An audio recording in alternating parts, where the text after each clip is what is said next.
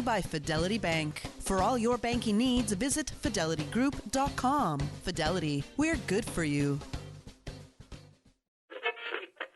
Oh, I think they're doing a great job. A lot of them are. Good afternoon, Dwayne. How are you? Not too bad, sir. Ladies and gentlemen, Radio Cayman's Talk Today with Sterling Dwayne Ebanks. But I do have some questions.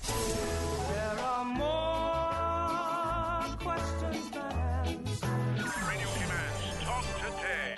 If you're ready to talk, we're willing to listen. Well, I really enjoy this program today. Cayman Islands' foremost listeners participation program. May God bless every person.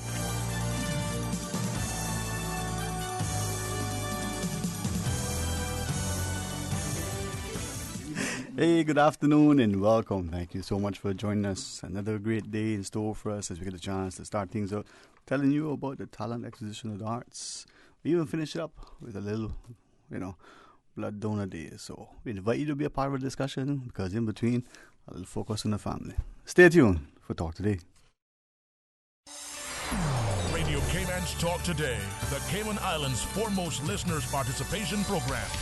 We ask our listeners to avoid statements or comments which are abusive, derogatory, malicious, or defamatory. Do not use any indecent language or make any statement which is false or misleading. Email talktoday@candw.ky or call 1-800-534-8255. Courtesy of Flow. Cayman's #1 network that connects you to your world like never before. Let your voice be heard. Once again, here's your host, Sterling Dwayne Ebanks.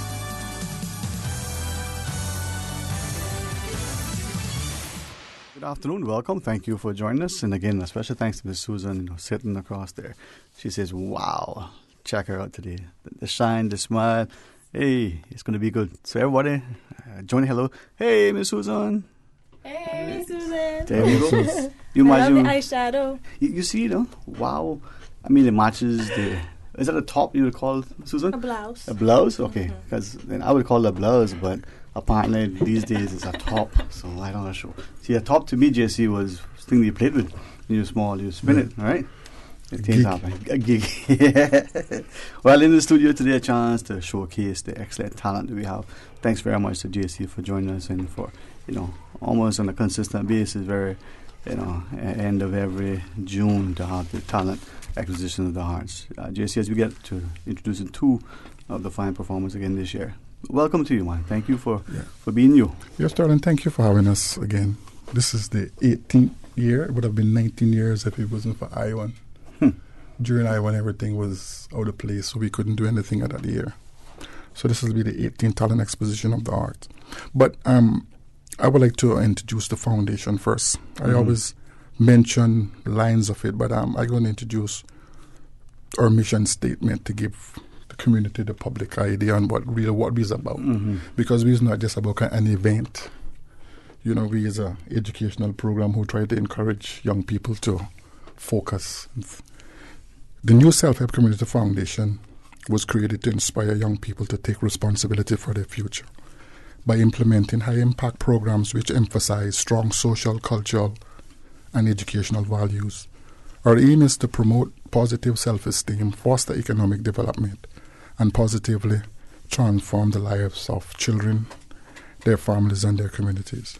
Transform the lives of children, their families, and communities. Yeah, that's what we're about, So we always want people to understand that we are just not about an event. We are about trying to encourage young people to...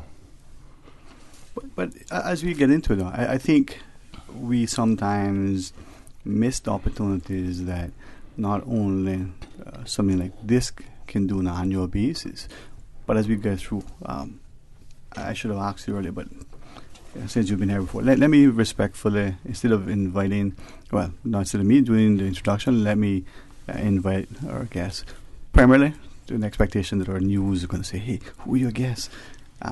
I would introduce you in one way, but then I would probably be accused of being a little bit too complimentary. And that's fine. The two of you are remarkable people, and I keep saying to our society that when we look to our historical record, there's no question there were the Iron Men on the wooden ships, no question about that. but their wives and daughters, their mothers and sisters and their aunts, and all the women that were the not the supporting cast, they were the pillars, and the statue that we have of town. To me, that could be, as I said, 50,000 feet tall and 5 billion feet wide, and it still wouldn't be big enough to capture the contribution. But where it is strategically placed on the corner as we come and go, whether we go into the LA for whatever reason, maybe we elected, whether we go into the library, I still love going to the library, or we'll see the town clock. It should ground us, it should remind us. And the two of you, as as young individuals, are shining and are a shining example of that. Perhaps, Mr. Costa, maybe we would defer first to our reigning. Sorry, Jesse. Like I say, we have Miss Caitlin Tyson, Miss Cayman Island Universe, actress, model. And we have young performer Leanna DaCosta, the former Miss Teen 2017. She's been performing in the Talent Expo from she was about 78 years old. 78? No, just kidding. I teach you, Jesse. So she's been performing on the Talent Expo now for about, I would say, about 9 years. But she'll give you the breakdown on really what's happening. So I thank you, Caitlin, for coming out to help promote the Talent Exposition of the Arts and Miss Leanna DaCosta. Yeah, man. Absolutely. Yeah, it's truly a pleasure because the Talent Expo, Mr. JC really gave me one of the first shots that I had to, kind of exercise my acting muscle. I had been in a lot of different productions or, in choir at UCCI and UCCI dancers, and I still didn't have that opportunity to do that one thing that I really was passionate about, which was acting. So I do, in my room, in the bathroom, in the mirror, that kind of thing. And I think you saw me at performing Mr. and Mrs. Valentine at John Gray or something, and he went straight to my mom and was like, I want her in the show. And I thought, okay, I'm going to have to sing or dance. And he said, no, bring the drama, do whatever you want to do. It's your 5 minutes, you can do whatever. And so that was one of the opportunities I really had to step into myself as an artist and as a performer and own a stage by myself. And so I did 5 years consecutively before I went to New York to train at the American Academy of Dramatic Arts. And I thought, I was going to be a fish out of water. These people are going to be so far ahead of me. But that experience that the Talent Expo gave me of knowing how to perform under pressure and, vocal support and confidence projection, all of those things, right? They came into play immediately. And they were like, this island girl, she said she never acted before and this and that. But yeah, so it's an invaluable experience for me. Yeah. And anytime that I can get to, promote it, or just to tell people to come out and support local artists and the youth and what we're doing, it's so important for our community. Yeah, I think too, that's the beautiful part, that maybe this community don't appreciate what these opportunities afford. Caitlin, you captured it, and it allows us, even when we reach out to our schools and say, you have, a good friend, Miss Pato, she brings her students in to have an annual drama production. Doesn't matter, these are primary school students. That's exactly when we should bring them in, give them the exposure, the support, and nurturing. Absolutely, and that's why, I was given the lead role of my graduation play in New York, beat out the other 2,000 kids in my class, no big deal. But, partly that was because of my work ethic and having the experiences, to me, I thought that they were minuscule, right, in the grand scheme of things. But no, I really took something away from them, and it made me grow and grow. Every year I got better and better. I think the first year I came out completely painted green. I played Elphaba from The Wizard of Oz, Wicked on Broadway, that production. And I, especially being from a small place, you can feel self-conscious. You can have a lot of doubt and, who's going to see me, and start feeling insecure. But the way that he really fosters young people and builds them up and gives them a platform to showcase what it is that they're passionate about, it's amazing. And, seeing a full crowd out there with people supporting you, and it's your people, it's your community coming out to support you and clapping for you, every single person. It was just an amazing experience. And the experience I had was just it completely helped me in every aspect when I went to New York. So I think we have to continue to do things like this, but just to come out and support and as much as you can. And that's what we need, Now, Leanna DaCosta for you. I mean, JC, say 78 years. No, just kidding. I got to teach you today. Because he's, I think, brought you on a number of times, and we watched you in different capacities. And as Caitlin shared, that experience, that nurturing support that we can give to our people can only make them better in everything. Athletics, arts, academics, it doesn't matter. From your perspective, Ms. Diana, what's it like to be a part of it for the wider community who hasn't yet fully embraced this idea that we have great talent? What would you say to them? Excuse my voice, I'm a little bit sick right now. But it's just been a wonderful experience. I've been singing there since I was 10 years old, and that's a big deal for a 10-year-old to get on stage and sing in front of an audience like that. But it all started off with my dad, because he used to sing at the show, and then one day he heard me singing in the house, and he's like, whoa, you need to be on the show. So, he called up JC, made some arrangements, and I remember I was 10. I was so scared to be on stage, and I would usually sing in church, and that was my first time performing in front of a large audience outside of church. And I just remember standing up on the stage, holding the mic and singing. But each year, I just go back and I watch the videos, and I see myself grow. I see my voice change, but in a good way. And it just helped me a lot build up my confidence. After that, when people were like, Leanne, I need you to sing here, I'm like, all right, you got it. I didn't hesitate. And when we come back from the break, we're going to remind people that it's coming up on June 30th, again this year, the Hartwell, as it has been, from day one, as it were. Invited to be a part of it. JC can share more with us, and the two, you specifically, hopefully others can join us. We can remind people, if we don't support our people, we don't encourage them, we don't provide opportunities like this, it may be a small stage. This may be a very small pond. But you know what? We've got an opportunity here, and we need to make sure our people are taking as much of it as they can. So when we come back, Miss Susan's going to go get us some brownies and things. I think so. Yeah, we'll see. We'll see. Never know. It's Thursday, and the day ending in a way is a good day. We might just get it. But we invite you to be a part of the discussion as we talk about the talent exposition of the arts. Please stay tuned for Talk Today. There are plenty of reasons to be a Logic customer. There's lightning fast internet connectivity. There's the great overall customer experience. And now you can improve your Wi-Fi connectivity with Logic Boost Wi-Fi for free. With Boost, you can extend your freedom to stream, game, and download seamlessly anywhere in your home, like your patio or your underground lair if you have one. Sign up now for any Logic Bundle package and get free Boost Wi-Fi for a limited time. Visit logic.ky for details.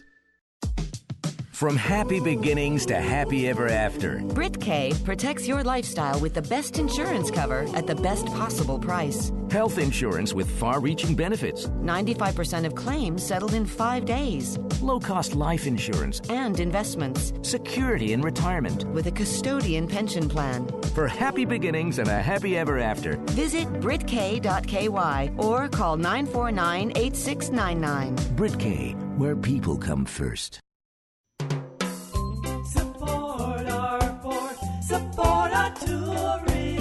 Government's responsibility is to create an economic environment where Caymanian businesses can thrive. The cruise industry brings $200 million worth of revenue each year. The cruise berthing facility will protect and grow the cruise industry, providing entrepreneurial opportunities for Caymanians. Learn more and spread the word. Support our port, support our tourism.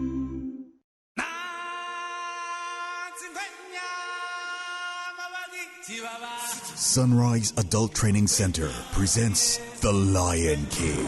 13th June at the Hartwell Theater, 7 p.m. Gates open at 6 p.m. Curtains open at 7 p.m. Admission $5. Kids under 3, free. Crafts and snacks will be on sale. Contact the Sunrise Adult Training Center for tickets. Call 949-3330. The Lion King.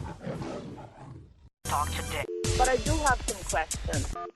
Talk today. Cayman Islands' foremost listeners' participation program. Talk today. Because there are more questions than answers. What the public is saying. Waiting to take your calls right now. Sterling Dwayne Ebanks.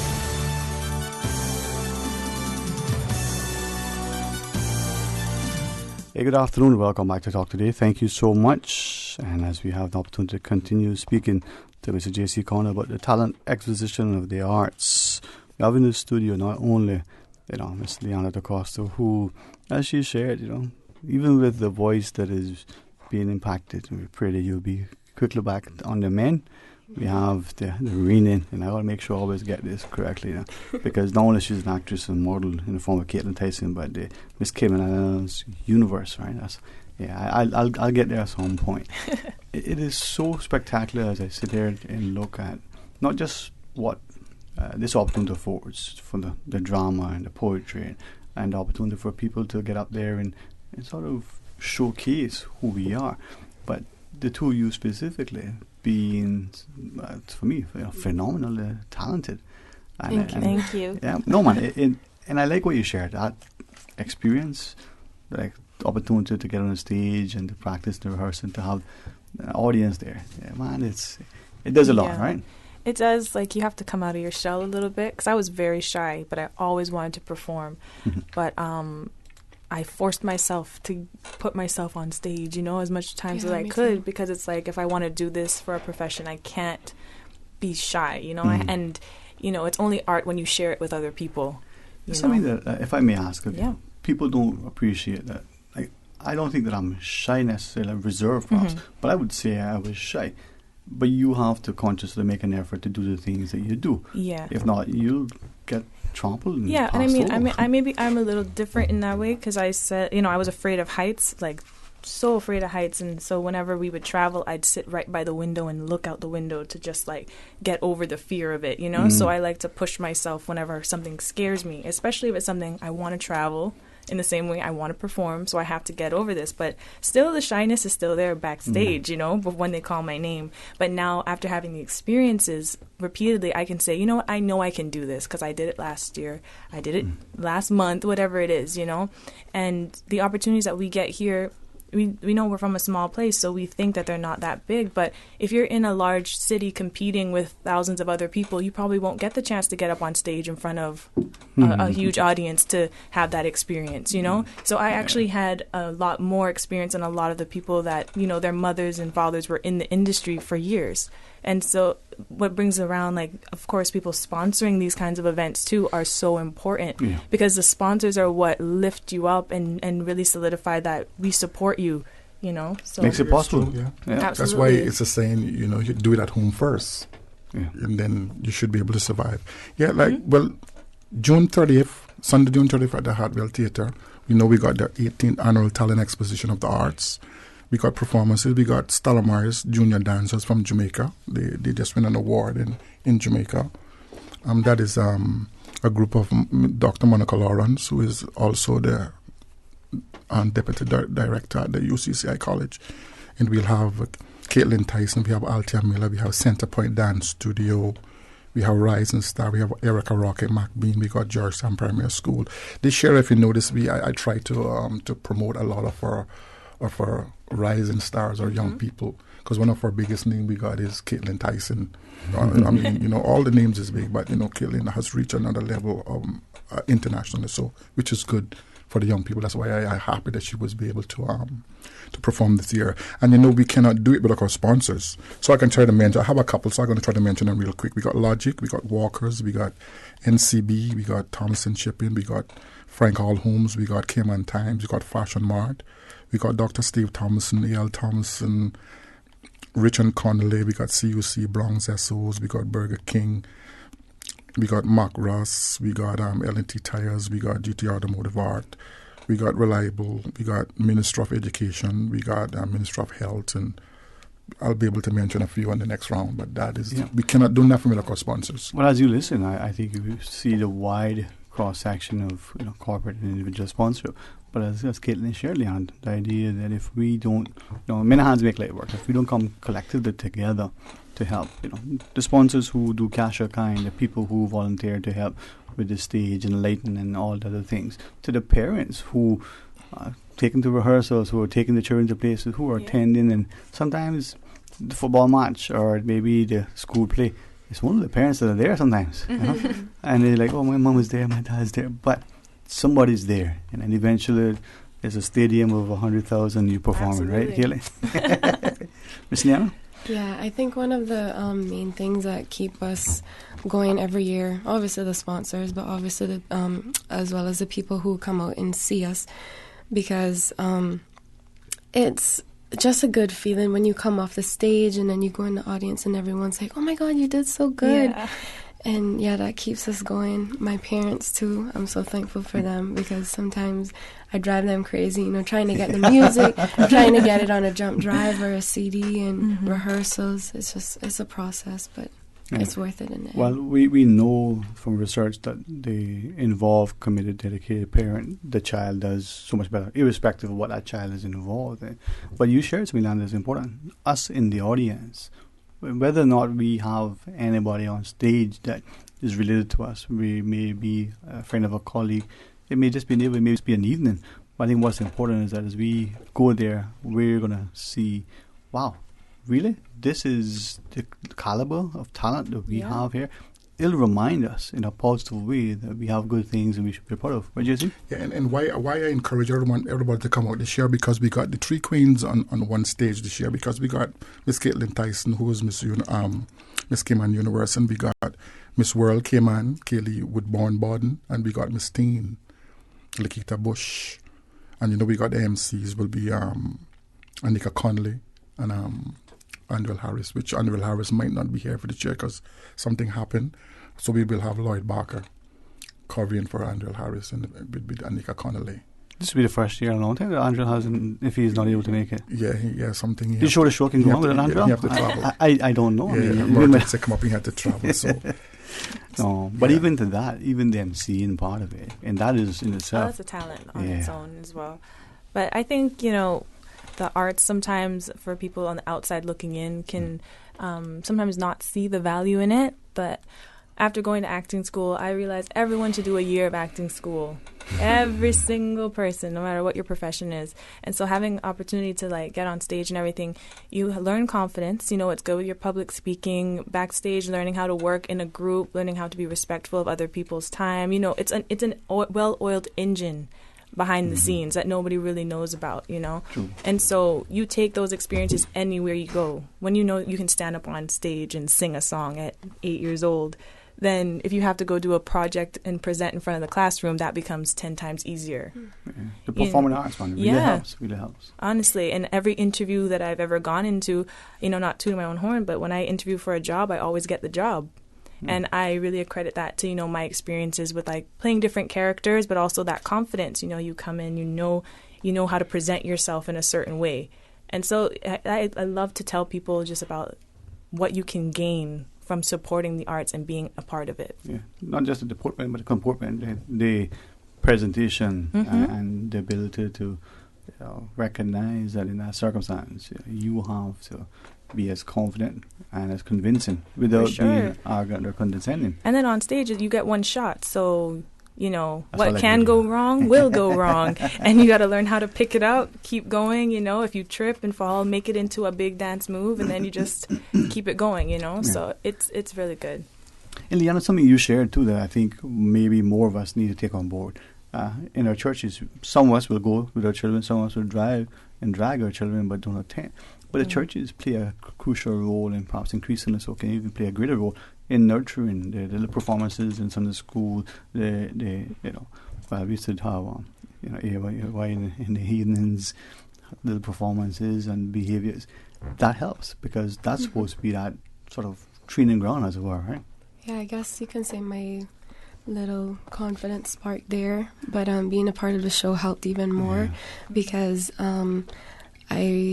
I entered the Miss Teen in 2016, and you have to do a talent segment. So I was like, oh, okay, I got this covered. And I was so excited to do my piece. I wasn't scared or shy or anything because of the many years of practice that I've had singing on stage and being in front of an audience performing. And that helped a lot. And I won the talent award, which was good, but it helped a lot. And I also started music classes with Miss Janelle Tibbetts, and that helped tremendously as well. I remember one time I had to do a performance, and I forgot the lyrics. So I just stood there for a couple of seconds. And I'm like, do I ask the person to start the song over or do I just continue? So I continued, and it was sort of like a Broadway piece. Mm-hmm. So at the end, people were like, oh, I didn't even realize you messed up. No. Because that's it. You know, and they made us think that, but you're in control and you're giving your chance. That practice, that. Because I always encourage that too. You never stop. Just continue going. Yeah. And like I say, we cannot do it without our sponsors. So I'm just going to mention, we sponsored by Ruby's, Eastern Avenue, Savannah, and we got Red Bay Ruby's, we got Jose Ruby's, we got L&T Tires, we got Markinson Furnitures, we got Macross, like I said, we got Borden Corporate, we got Burger King, Cayman Times, Walker's Logic, NCB. Without the sponsors, we wouldn't be able to put it on. And so crucial to continue success. Yeah, June 30th. Sunday, June 30th at the Hartwell Theatre. Gates open 5:30, show start 6. How do we get tickets? Tickets, Winner Circle Sports and Fork and Tines. It's the same price for 18 years. Yeah? $10 prepaid, $15 at the gate. Okay. So 1 for 10, 3 for 30, that kind of deal? Right, that's kind of not a bad deal. Yeah. And we need the community to come back and support us. Because like Caitlin and Leanna say, I mean, with the audience, it inspires, it motivates you to do more. And I like that you're saying that you got your start in church. Some of the best singers in the world started in church, like Whitney Houston. That is where she really honed her craft and everything, And so we just have to not downplay the artists in our community, because you never know who's going to be the next big thing, and what that can do for not only tourism in our country, but what it does for our self-confidence as a collective, that we are able to achieve anything. And with the internet and everything, the world is getting a lot smaller as we look around. So it's not, if you were to post, you're singing on Instagram and stuff, who knows who might reach out to you because of that, because of you sharing your gift, and you're an hour away from the U.S. We're not this tiny place anymore. People are looking at us, and so we have to start uplifting one another. I absolutely believe in that. Yeah, I feel like it's very important for people to come and support us young Caymanians, because it's just the best feeling in the world when you hit your highest, well, for me as a singer, when you hit your highest note and then the crowd reacts, they're like, oh my God, that's so nice, And then it's so encouraging, and it makes me want to come back and do it again next year. And it makes me want to reach out to people and be like, if you want to sing, this is the best thing for you to start off with. And I've told so many people about the Talent Expo, and I'm like, because again, we have a small community, so you can get so much experience, real experience, performance experience right here, that if you were in one of the top cities, you would not be able to get, because you would be competing with thousands of other people. So take advantage of what we have here, and I think that's partly why we have so much amazing talent here as well. Well, when we come back, this notion, let me just take this break. We see, you said it a couple times. I was thinking about it earlier, and you know what? Allow me to jump on it. Big fish, small pond. Right? Yeah. we don't see that, and when we come back, maybe we can talk about it, because there are many people who've come from other places, big industrialized nations, who would say that they can't even find the art gallery in their country, but here they can have a national exhibition here. Yeah. Right? They're good, but back home, sorry, you are again. Here's my easel. Don't lose it. They can't even carry that. Yeah. Only because, but it's a good thing, right? Yeah, we was expecting two more people to show up, but I guess because of work, we was expecting the chairman, Vincent Frederick, and the vice president, Jason DaCosta. But they might be staying outside there. The other mom, but sometimes work, we always have to work to survive, so sometimes the work must come first. That's it, man. But while I'm working, Susan's paying the bills. Let us come back after this break and continue talking. Stay tuned for Talk Today. The 18th Annual Talent Exposition of the Arts, Sunday, June 30th at the Hartwell Theatre, is brought to you by the New Self-Help Community Foundation. This event is proudly sponsored by Logic, Walkers, NCB Group, Thompson Shipping, Frank Hall Homes, Fashion Mart, Caymanian Times, Dr. Steve Tomlinson, A.L. Thompson's, Rich and Connolly, CUC, Cayman Islands National Credit Bureau, Burger King, Automotive Art, Brown's Esso, Fire Extinguisher Pros, and Radio Cayman. Prepaid tickets for the 2019 Talent Exposition of the Arts at the Hartwell Theatre are available at Funky Tanks and Winner Circle Sports for $10 or $15 at the gate. Sometimes having a middleman is not a bad thing. especially when it comes to insurance. Do you know that when it comes to cost, ease, speed, and peace of mind, insurance brokers ranked higher than when customers buy direct? So, for all your insurance needs, call Fidelity Insurance. We're the middleman you want. Call us today at 949-7822. Fidelity. We're good for you. CUC advises participants in the Green Iguana Culling Program to exercise extreme caution around the CUC's poles and power lines, especially when extracting iguanas from trees or branches that are in close proximity to poles and power lines. Participants should keep all objects such as poles, sticks, or hooks away from any CUC equipment to avoid any electrical contact. For further information, please contact our customer service team at 949-5200 or via email at service@cuc.ky. The Tuesday and Thursday edition of The Business Buzz is brought to you by Cayman Medical Supplies, providing quality pharmaceuticals, medical supplies, and consumer products to healthcare providers, retailers, and ultimately the patients at a reasonable rate in a friendly, caring, and timely manner. Cayman Medical Supplies is located at number 93 Smith Road, Windward Center. Telephone 949-6211. I've got some beautiful clothes. I know just where they go. Puritan Cleaners. Meet the world with Puritan professional launderers and dry cleaners. Call 949-7104 for opening hours at Puritan's Countryside Savannah, Elgin Avenue besides Off the Peg, and 337 Eastern Avenue. Drive through, rain or shine. Ask about Puritan's ongoing discounts plus free pickup and delivery. Call 949-7104. Puritan's 949-7104. Talk today. But I do have some questions. Talk today. Cayman Islands' foremost listeners' participation program. Talk today. Because there are more questions than answers. What the public is saying. Waiting to take your calls right now. Sterling Dwayne Ebanks.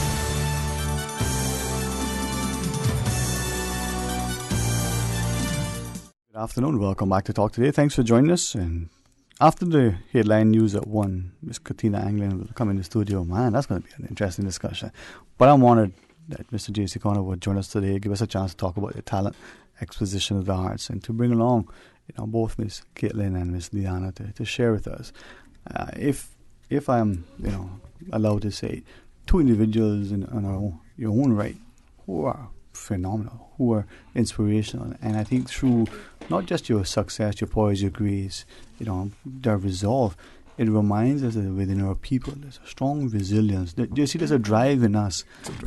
It's amazing, man, and it may exist in other people, and I'm sure it does, but in Caymanians, wow, we have this this resilience. We do, and sometimes it becomes easier to downplay your greatness and just kind of fit into the mold and stuff. But once you start to pick away at that and ask yourself, what's holding me back from doing these things? Like, who told me I couldn't do this? Who told me? Usually it's no one that's stopping you, It's like, it's yourself. So, and that's why, when I do the things that I do, I don't like to see myself as something other. I'm just a mirror to everything, like a reflection of our people and everything that we are capable of doing. I'm out there, hustling and making my career and everything. We're all capable of doing that, So I think once we start to see ourselves again as that collective community and uplift one another and see that, anything that you can do, I can do as well, and take that inspiration.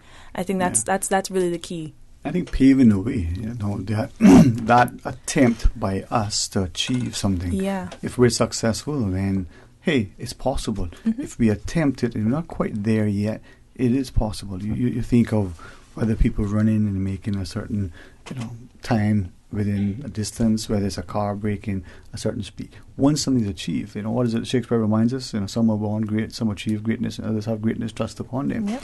We need to embrace. If I could, and only if you wish, this idea of big fish in small pond mentality. We have probably gotten to the point now where we're starting to respect that the concept of the broken windows that was introduced to us by a famous psychologist not long ago. If we don't take and pay attention to that small thing, it will become significant. But by the same token, our people here in a relatively small pond, we downplay it. We don't give them the chance to take that small pond and let it be, their world stage to hone their craft, to gain their confidence, to gain experience, so that when they go to the New York and the London, when they interview for that job, there's at least some level of practice. Ms. Diana, what do you think? I think so, yeah. Ms. Tyson. And I think it's just about valuing the pond that you're in. Grow where you're planted. So if you're from a small pond, that means you have access to a lot more, and a lot easier than being thrust into this big pond and now I'm going to be able to find my way. You should be able to find your way where you are as well. And so having opportunities like the Talent Exposition of the Arts, being able to be a part of the Cayman Drama Society, different things like with Dr. Monica Lawrence with UCCI dancers, the choir with Mr. Ananga at UCCI, all these people and places first of all, they weren't put into my path by accident either. No coincidence. No coincidences. It was for a reason, and they helped me and uplifted me in so many different ways that by the time that I got my recommendation letter to go to New York, I was just ready to hit the ground rolling. It gives you that confidence too. Absolutely. And I think I keep always looking to our history. They say if you don't know where you come from, how you expect to know where you're going. But if you don't know where you're going, ain't a path to take you there, right? Yep. And if you think there are men, they left Cayman, some of them for the very first time, some of them rarely probably traveled beyond their district or maybe one district over, that was it. But they hopped a plane, sometimes a boat, because there was no planes really available then, and they went into the big world, and they did great. And then they came back, and encouraged and inspired, and they were able to serve as an example. Well, today, a century later, even, we're doing the same thing. We're going on the world stage. We're performing in the big arenas. We're excelling in the classrooms and in the boardrooms. And you guys are leading the charge, man. So thank you. And, I honor those people that came before me. And, people within my own profession like Grace Byers and Dwayne Ebanks and Nick Stewart and all these people that are out there making waves in their own regard. And, and then people find out they're from Cayman. It's not that got them there. It was the drive, the determination, and the qualifications. So that's special something about them. And so I would love to see them and people, that are doing these things uplifted and celebrated in their own country in the same way that other people are celebrating them. But I think too, JC, that's why this event, for some of us, with the greatest respect, look at it, that's just, and we don't value it for what it is, right? And it isn't, as you've made a very, deliberate point at the beginning to say, listen, this is the new self-help. I'm here helping, because somebody needs to steer the wheel. Somebody sometimes needs to stand in the gap. Sometimes it needs to be one person that makes a difference. But if we think back to comments that Mr. Loxton Banks have made repeatedly as a guest there in his own right, of the Caymanians from the 30s, the 40s, the 50s, the 60s, the 70s, who would, in the examples that he gave, primarily went to the U.S., and they got involved with sports, whether it was baseball, an American sport, whether they played marbles. We played marbles, JC, they were, the Florida marble champion.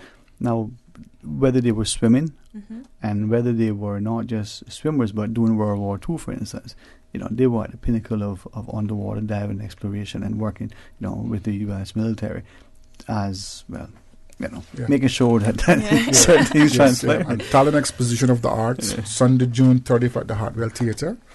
Tickets available at Funky Time, Winner Circle Sports. And sponsors, Island Heritage. We got Cayman National Bank. We got Radio Cayman. We got Minister of Education, Minister of Health. The proceeds this year, because every year what we do is we try to find an organization where we can try to make a difference in by donating and trying to help someone. We go in Francis Barton Children's Home. We'll be receiving our part with proceeds this year. So we asking the community to come back and support us, support the community, support our performers. We will have performances by Leanna DaCosta. We will have performances by Caitlin Tyson, even though she'll be making an appearance. We have Zara England. We have Tatiana. We have Amber McLaughlin. We got, like I said, Georgetown Primary School, Victoria Backstrom. We got Cayman Academy. We got the Poetry Slam finalists. We got Shantae Ramon. all of these young kids that we showcased this year. A big lineup of stars. And mostly all of these are, like I say, is mostly rising stars this year. And Daniel Shibley, I think, is still to perform as well. Mm-hmm. Yeah, we got the Cayman Music School. Students will be there. We got Rita. We got UCSI performing, and we got Tiffany Connolly. And, you know, I think it's a good time, especially now, for us to start really taking local artists and entrepreneurs seriously, because you can see a wave across the world where people are, when they see that there's someone local doing something, they want to be, oh, this is my city, this is my person, like I'm gonna represent them, I'm gonna share their content on social media, I'm gonna support them in that way, buy their merch, etc. Because, you know, in the past, like say Whitney Houston wasn't Whitney Houston in her own town, you know, Beyonce wasn't Beyonce in Houston, but now everyone's like, oh, so proud of what they've done and what they've accomplished. And so seeing people who are trying to do that and break that mold, you know, it's time to get on the bandwagon, get on the train, because as you say, these are rising stars. Their stars are rising regardless of the support. So I think it makes a difference for us to really come out and show that we are there in solidarity with anything that Caymanians are doing, because then we get to write the story. Yeah, I love her passion and enthusiasm. You're inspiring and encouraging. I mean, I can see her one day, you know, authoring a book of inspiration and that's it. You know, we need to support and recognize our own. And at the end of the day, I appreciate that our classmate's daughter is talented, but so was our classmate. We just missed it. Yeah. But so was the classmate's grandfather's grandmother, great granduncle. It's in our society. Sort of final thoughts, Miss Liana, and then of course JC. You know, as I forget that Susan's in charge. Yeah, we got. I just want to mention two more of the young performers. We got John Gray High School Performing Arts. We got Dance Unlimited. We got Dream Chasers. That's about the names that I didn't mention in the and we got Edna Mile Primary School Quadrille Dancers will also be there. I like it. A little bit of culture, yeah. And we got, like I said before, we got Stella Maris, junior dancers from Jamaica, award-winning gold medalists. The junior dancers kids will be also taking part in the talent exposition of the arts. I like how you said early, man. One stage. One stage. One stage. Sunday, June 30th. Sunday, June 30th at the Hartwell Theatre. Gates open at 5:30. Tickets available at Funkatang and Winner Circle Sports. Proceeds will be going to the Francis Borden Children Home. So come out and support us. Yeah, man. Thank you very much. And as we go on and continue, hopefully people start to appreciate it. Ms. Caitlin, always a pleasure. Always is. Thank you. And, you know, as I look from one to the next, I see only greatness. So, thank you. Mr. Costa, thank you very much. And to our listeners, when you come back, you know, certainly go out and be supportive as you have in the years, but even more so this time. You know, what I say is 2019, we'll accept you, man, just as the way you are, right? Yeah. So get your tickets for this year's Talent Exposition of the Arts from Funkatang to Winner's Hurdles. Yeah, we thank Radio Cayman, who's one of our sponsors for the past 19 years. Thank Radio Cayman. Thank you, Sterling, for having us. No problem, man. Thank you, Caitlin, for coming in and really being there. Thank you, Leona. Absolutely. Thank you for having me. And helping us. All right. There you go, man. Well, when we come back, join us again. A good company of Miss Katina Anglin. Arts, a firepower. Stay tuned for Talk Today. Radio Cayman. Radio Cayman's newsroom. These are the biggest stories right now. World Sea Turtle Day is June 16th, and the Cayman Turtle Center will celebrate with a special turtle release on Governor's Beach. This year's turtle nesting season is off to a good start, with more than 12,000 eggs collected. In the meantime, you're invited to join the center on Saturday at Governor's Beach at 10 a.m. to celebrate World Sea Turtle Day. Good afternoon, I'm Dion Anglin with your headlines and news elsewhere. Dozens of crew members have been rescued after abandoning 2 commercial oil tankers hit by explosions in the Gulf of Oman. Iran said it had rescued the 21 crew members on board the Japanese-owned Kokuka Courageous and the 23 on the Front Altair, owned by Norway. The U.S. disputed this, saying its Navy had rescued some of those aboard.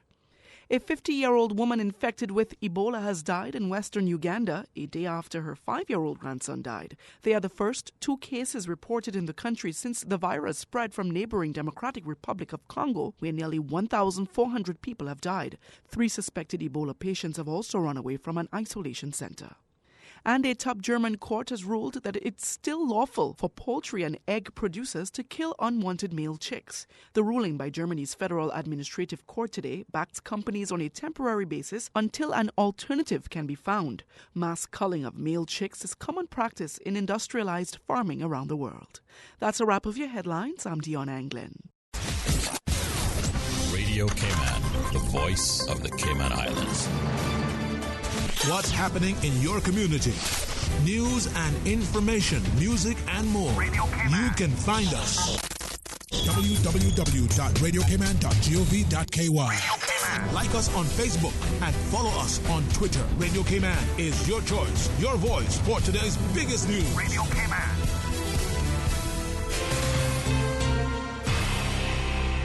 Discover your purpose. Unleash your potential with U.S. Grammy-nominated gospel singer and motivational speaker, 22-year-old Jacqueline Carr, and local youth talent at Gospel Fest 2019. Lion Center, Sunday, June 30th, 6:30 p.m. Tickets $15 pre-sold. Performing Billboard hits, You're Bigger and You Will Win. Jacqueline Carr at Gospel Fest 2019. You can't afford to miss it. Tickets available at the following outlets: Cayman Islands Conference, ABNC, ValueMed Pharmacy, Christian Enlightenment Center, Bellagio Salon and Spa, Campbell's Auto Repairs and Sales, Funky Tangs Limited, the Physiotherapy Center, Rankins Plaza, Shop number 11, Plaza Venezia, North Sound Road.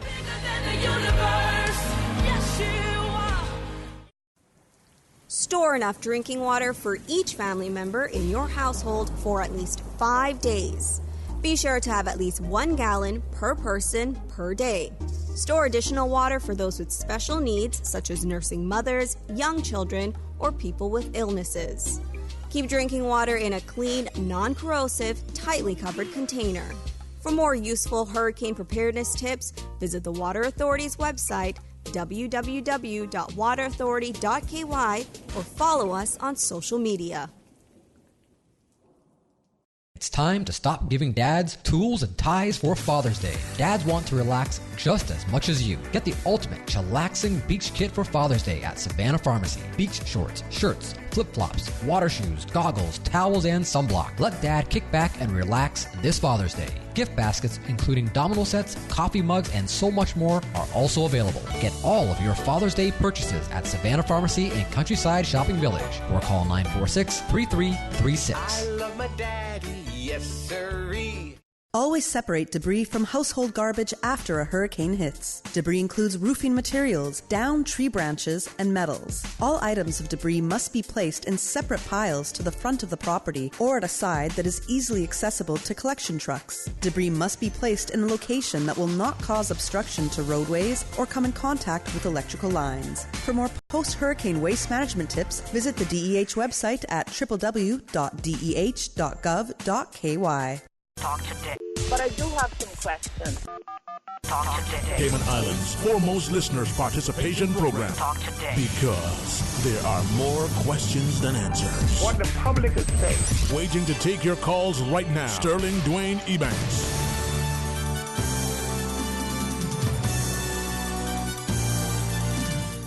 Hey, good afternoon. Welcome back to Talk Today. And thanks so much for joining us. And as we invite you to be a part of our next conversation with the good company of Ms. Katina Anglin. The phone lines are open. We want to take your calls and share with you. Any day ending the way is a good day. And any day that we can, as our people continue to work hand in hand, truly with a sense of purpose, we can make things not just better and brighter, but man, more enjoyable. So, Ms. Katina, good to have you on board, man. Good afternoon, Dwayne. Good afternoon, Cayman Islands. There's power in unity, and it is fabulous when you have help. I mean, it's not just what the outcome can be, but it's also that feeling of having support, of not being alone. I can really do this. Thank God for providing. And, it is something that Caymanians need to embrace more also is, unity. Yeah. We're not a very unified people. And we'll talk to that notion because it takes two hands to clap, but only one hand to beat your chest. I'll carry that one with me. I'll keep that in mind, certainly.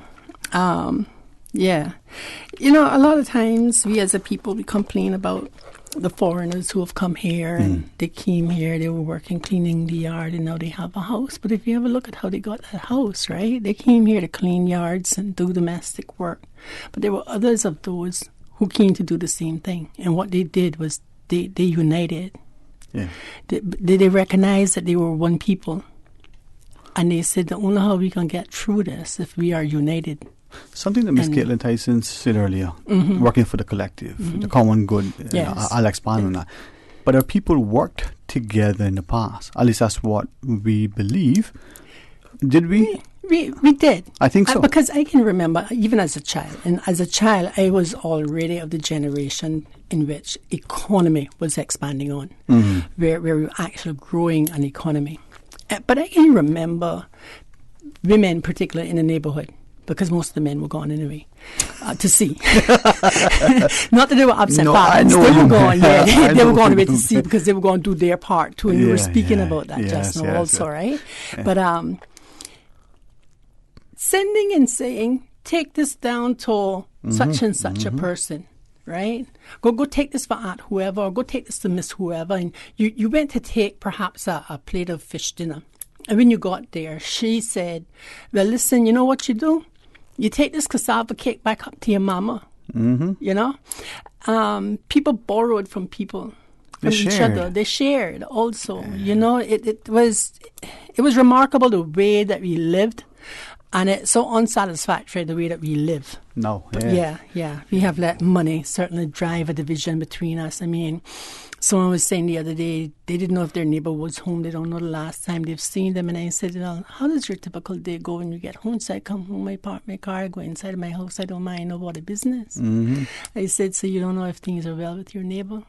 And she thought for a moment. And I said, is your neighbour okay? You haven't seen them for so long. Are you sure they're okay?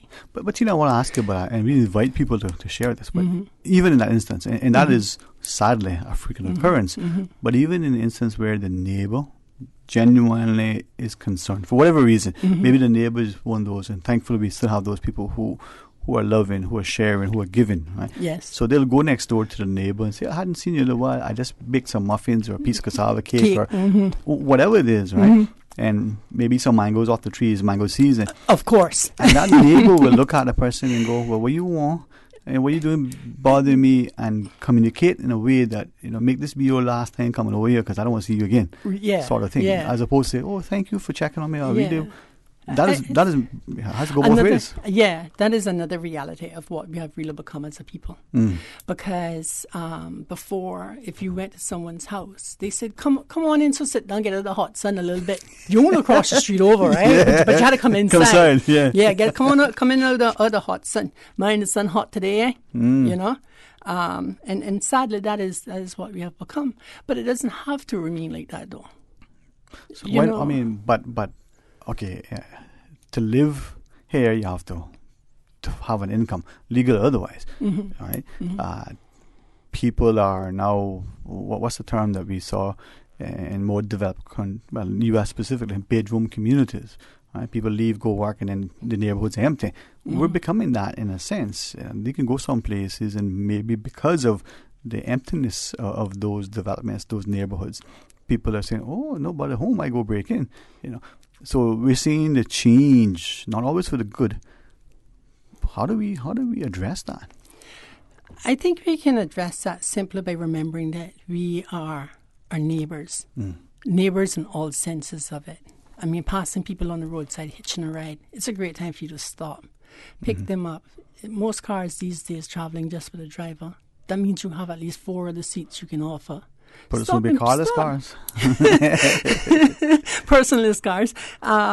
Yeah, stop and pick them up, especially if they're going back to your neighborhood or somewhere like that. So you can start building a conversation with them. It doesn't take much time. Tina Anglin, right? Katina, I know you as not only very eloquent. I mean, you can speak and very smart. And what they say, boy, I could hit a piece. She can think on her feet. So I'm gonna allow you to allow me, right, or ask you to allow me to get into it.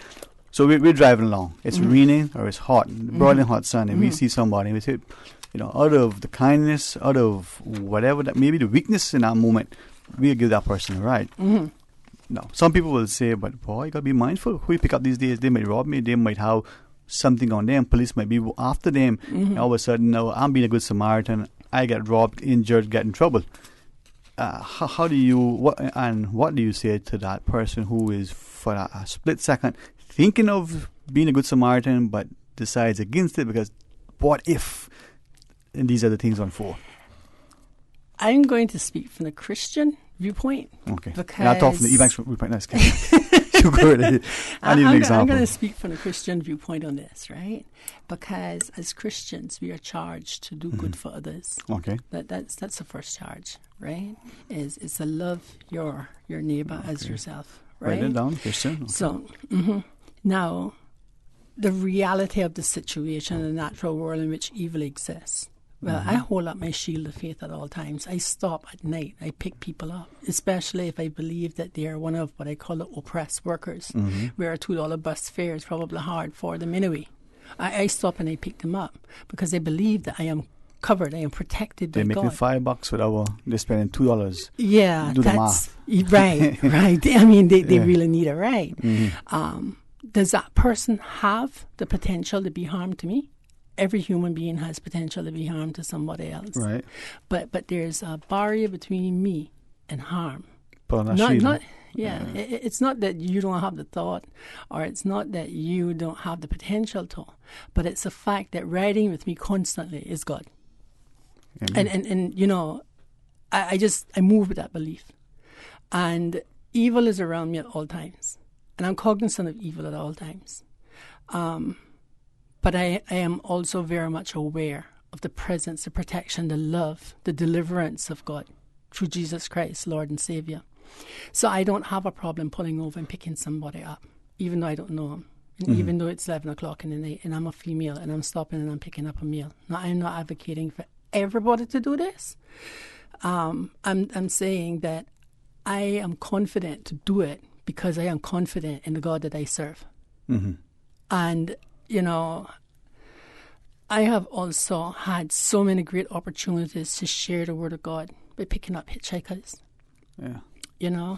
And they sometimes when you pull up and they look in the car because they're not sure. Don't make sure. They're not sure who you are. You worry about them, but they worry about you too. Yeah, and then also it's so unusual for someone to stop pick them up. It's only the bus that stops to pick them up. So it's like, okay, so would you like a ride? I'm only going as far as, but would you like a ride? And they're like, yeah, thank you so much. They get in the car and they say, oh man, and after a moment of silence, then I start off talking about how good God has been to me and stop give you a ride because I want to share the goodness too and stuff like that. And I actually had this guy that he got out of the car once and he said, so how do I get saved? Do I go to my priest? I said, no, you just go to Christ. Just pray like this. Let's pray together. Yeah, so God can use you in a moment to do anything, Don't be afraid. Be brave and be courageous because the Lord God is with you, never forsake you, nor will he ever leave you. That's the Old Testament version of it. And Christ came along and Christ said, I will be with you always until the end of time. So whether or not you want to accept the Old Testament version of this or whether you want to take up the New Testament version, it doesn't matter because the promise still remains the same. God is always going to be with you. Today, yesterday, and tomorrow. For always. All right. Hey, Susan, you want us to take a quick break? When we come back, Miss Tina, I want to ask you more about that because I think we need to, you guide me. I always invite people who I believe I can learn from to teach me. I always pray for counsel and wisdom to know the difference between, good and wrong. You can always get counsel on goodness. There you go. And as we come back and we talk about this and we tell them, about the things, we need to recognize that in our society there are realities, not just the hardships and the challenges of the cost of living and paying the bills and the like, and the vitriolic, hateful, malicious, demeaning manner of many. But we also need to be positive and nurturing and encouraging, and you know what? Yes. I can be bitter or I can be better. Thank you. Thank you. That's me, man. Well, let's talk on the betterness. That's what we can do. 949-8037, 949-6990. And if you feel that your day couldn't get any worse and you go, I got to listen to them, you call them. I bet you in 5 seconds, Tina going to have you laughing, smiling, and rejoicing. Stay tuned for Talk Today. Sometimes things just don't go as planned. That's why you need Contractors All Risk Insurance from Fidelity Insurance Brokers. Ensure you're covered in the event of property damage and third-party injury or damage claims during your construction projects. And with Fidelity Insurance Brokers, you can be sure you are getting competitive pricing and superior customer service. Call us today for a free quote. Fidelity, we're good for you. One TradeX knows there's more than one way to invest. One TradeX is the Cayman Islands' only fully licensed online broker-dealer, offering discount trading services to individual investors and traders, hedge fund managers, and family offices. One TradeX has the most competitive online trading prices of any offshore broker worldwide, with no custody or management fees, free demonstration accounts, and no charge to open an account with a $5,000 minimum deposit. Trade stocks, options, futures, bonds, and Forex. Learn more and open your free demo account today at OneTradeX.com. OneTradeX, the Cayman Islands' #1 choice for online brokerage. OneTradeX is licensed to conduct securities investment business by the Cayman Islands Monetary Authority. Traffic congestion is bad for your mental health, bad for your wallet, and bad for the environment. Did you know that Cayman's carbon emissions per capita are nearly 4 times that of Europe, according to worlddata.info? Empty car seats are a wasted resource and contribute to traffic congestion. Carpooling is socially and environmentally friendly and can save you up to $1,000 per year in fuel and upkeep. Visit the Ministry of Commerce, Planning and Infrastructure Facebook page for more tips on energy-efficient commuting and be an energy advocate. Support our port, support our tourism. Did you know the Port Authority will continue to operate the cargo port and berthing facility when the piers are built? Cruise Line Finance secures berthing rights, not ownership, and will be repaid over time with fees paid by passengers.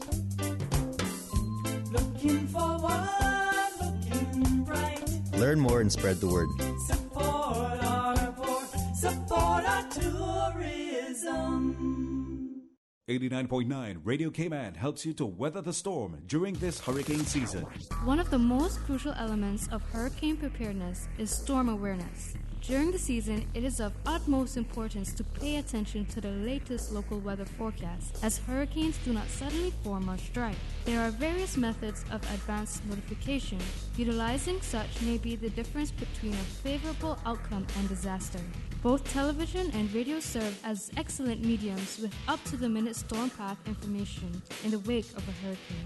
Another method of tracking a hurricane may be only arm's length away. Your smartphone or tablet can be your most valuable tool before, during, and after a storm, providing countless numbers of apps with crucial hurricane information. Many apps allow you to track storms with moving radar and satellite imagery, plus offer alerts, current conditions, forecasts, advisories, and even video. This hurricane preparedness tip was brought to you by your community radio station, Radio Cayman, 89.9 FM. Talk today. But I do have some questions. Talk today. Cayman Islands' foremost listeners participation program. Talk today. Because there are more questions than answers. What the public is saying. Waiting to take your calls right now. Sterling Dwayne Ebanks.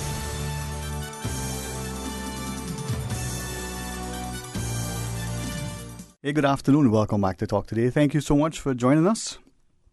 And I'm really, really grateful for this opportunity, especially now to have this continuing discussion with, Katina Anglin. And I think, Tina, as we listen to you and as you share, no question, there's a passion, there's enthusiasm, there's a conviction, but there's also that sense of not just reality, but urgency almost. In our community, we need to be more unified. We need to work hand in hand because a lot of challenges.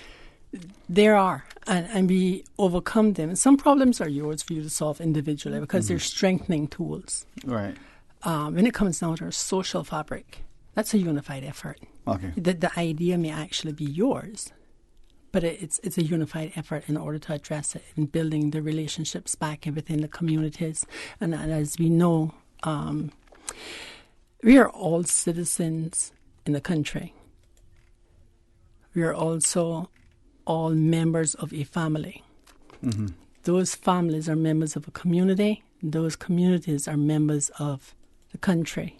And so you see where there's the interplay and the building of.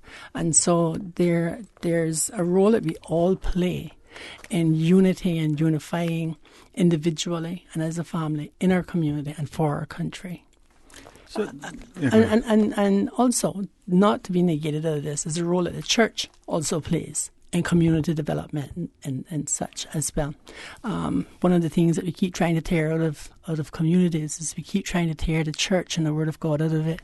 And you'll see that communities that do not have a relationship with God are wrecked and wreaked with a lot of havoc and social unrest and those sorts. And I should know these offhand, but I realize that I don't learn like most people. I don't regurgitate and memorize. I was never that type of learner. I still struggle with the scriptures, but part of the scripture talks about if my people who are called by my name would humble themselves.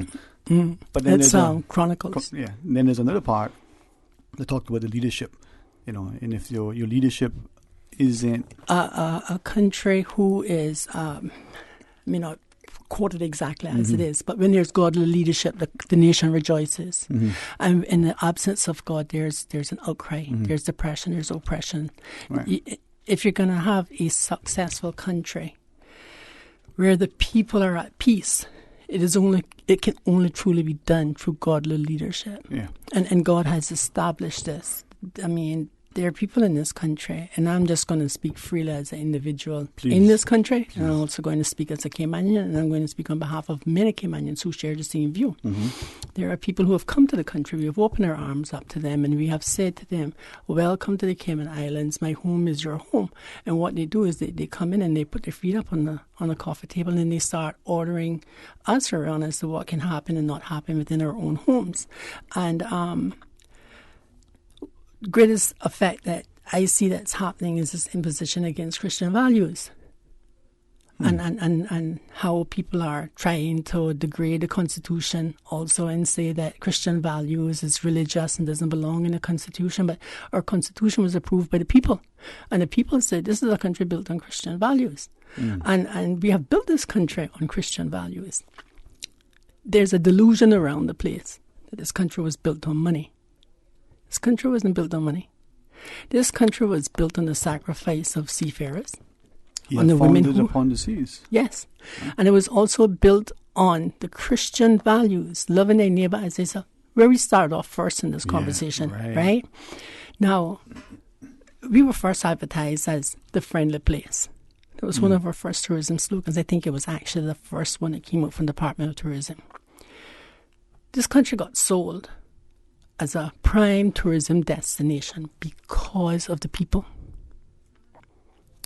The world was attracted to us because of the goodness and the kindness, the friendliness of the people. The genuine, sincere. Yes, money doesn't buy that. That was something that was inside of us. And it was inside of us because we believe in Christ. Love thy neighbor as thyself. Do unto others as you would have them do. Be kind to the stranger. You just may be entertaining the angels, right? My house is your house. And all of the good Christian things that comes from the Bible that was a part of our existence. Okay. So when you look at it then, this country was built on God. Yes, we are a top 10 financial center. Yes, we are a very rich nation. Unfortunately, we also happen to be one of the bottom 100 for social structure. But we can never lose sight of how we got here and by whose power we got here.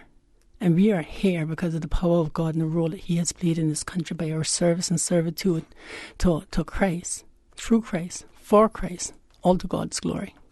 Some would share, that even when you look at that notion, right? Look at the U.S., for instance, and some would share that perhaps their decline, their breakdown in their societal values is all as a result of the nation, the leadership, turning its back on Christ. No prayer in schools and public places, no reverence for God, no public acknowledgement. People perish, they say, for the lack of knowledge.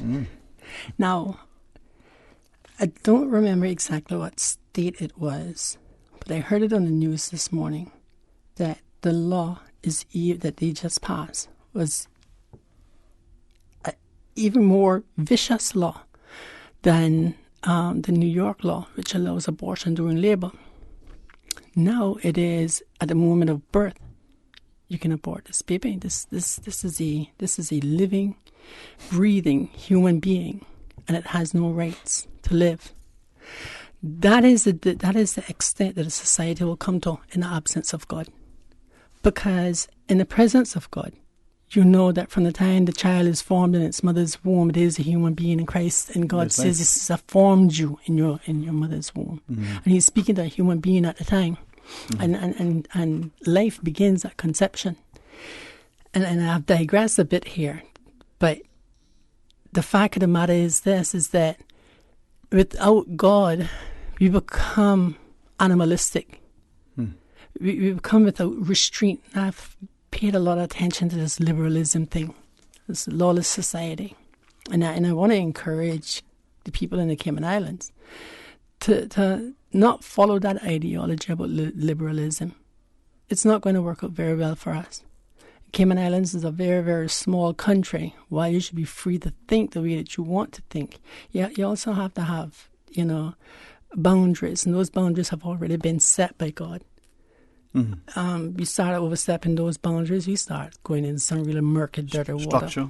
Yes. Just like the home should have for the children, society for its people. Yes. Right. And speaking of the home having the children, the purpose for me being here today is to promote the march. We're getting there, man. You're getting there. but I was going to ask you about that right now. Yeah. You have March for the Family? March for the Family, it's the first annual march. Now, the promotions for it are coming very, very late.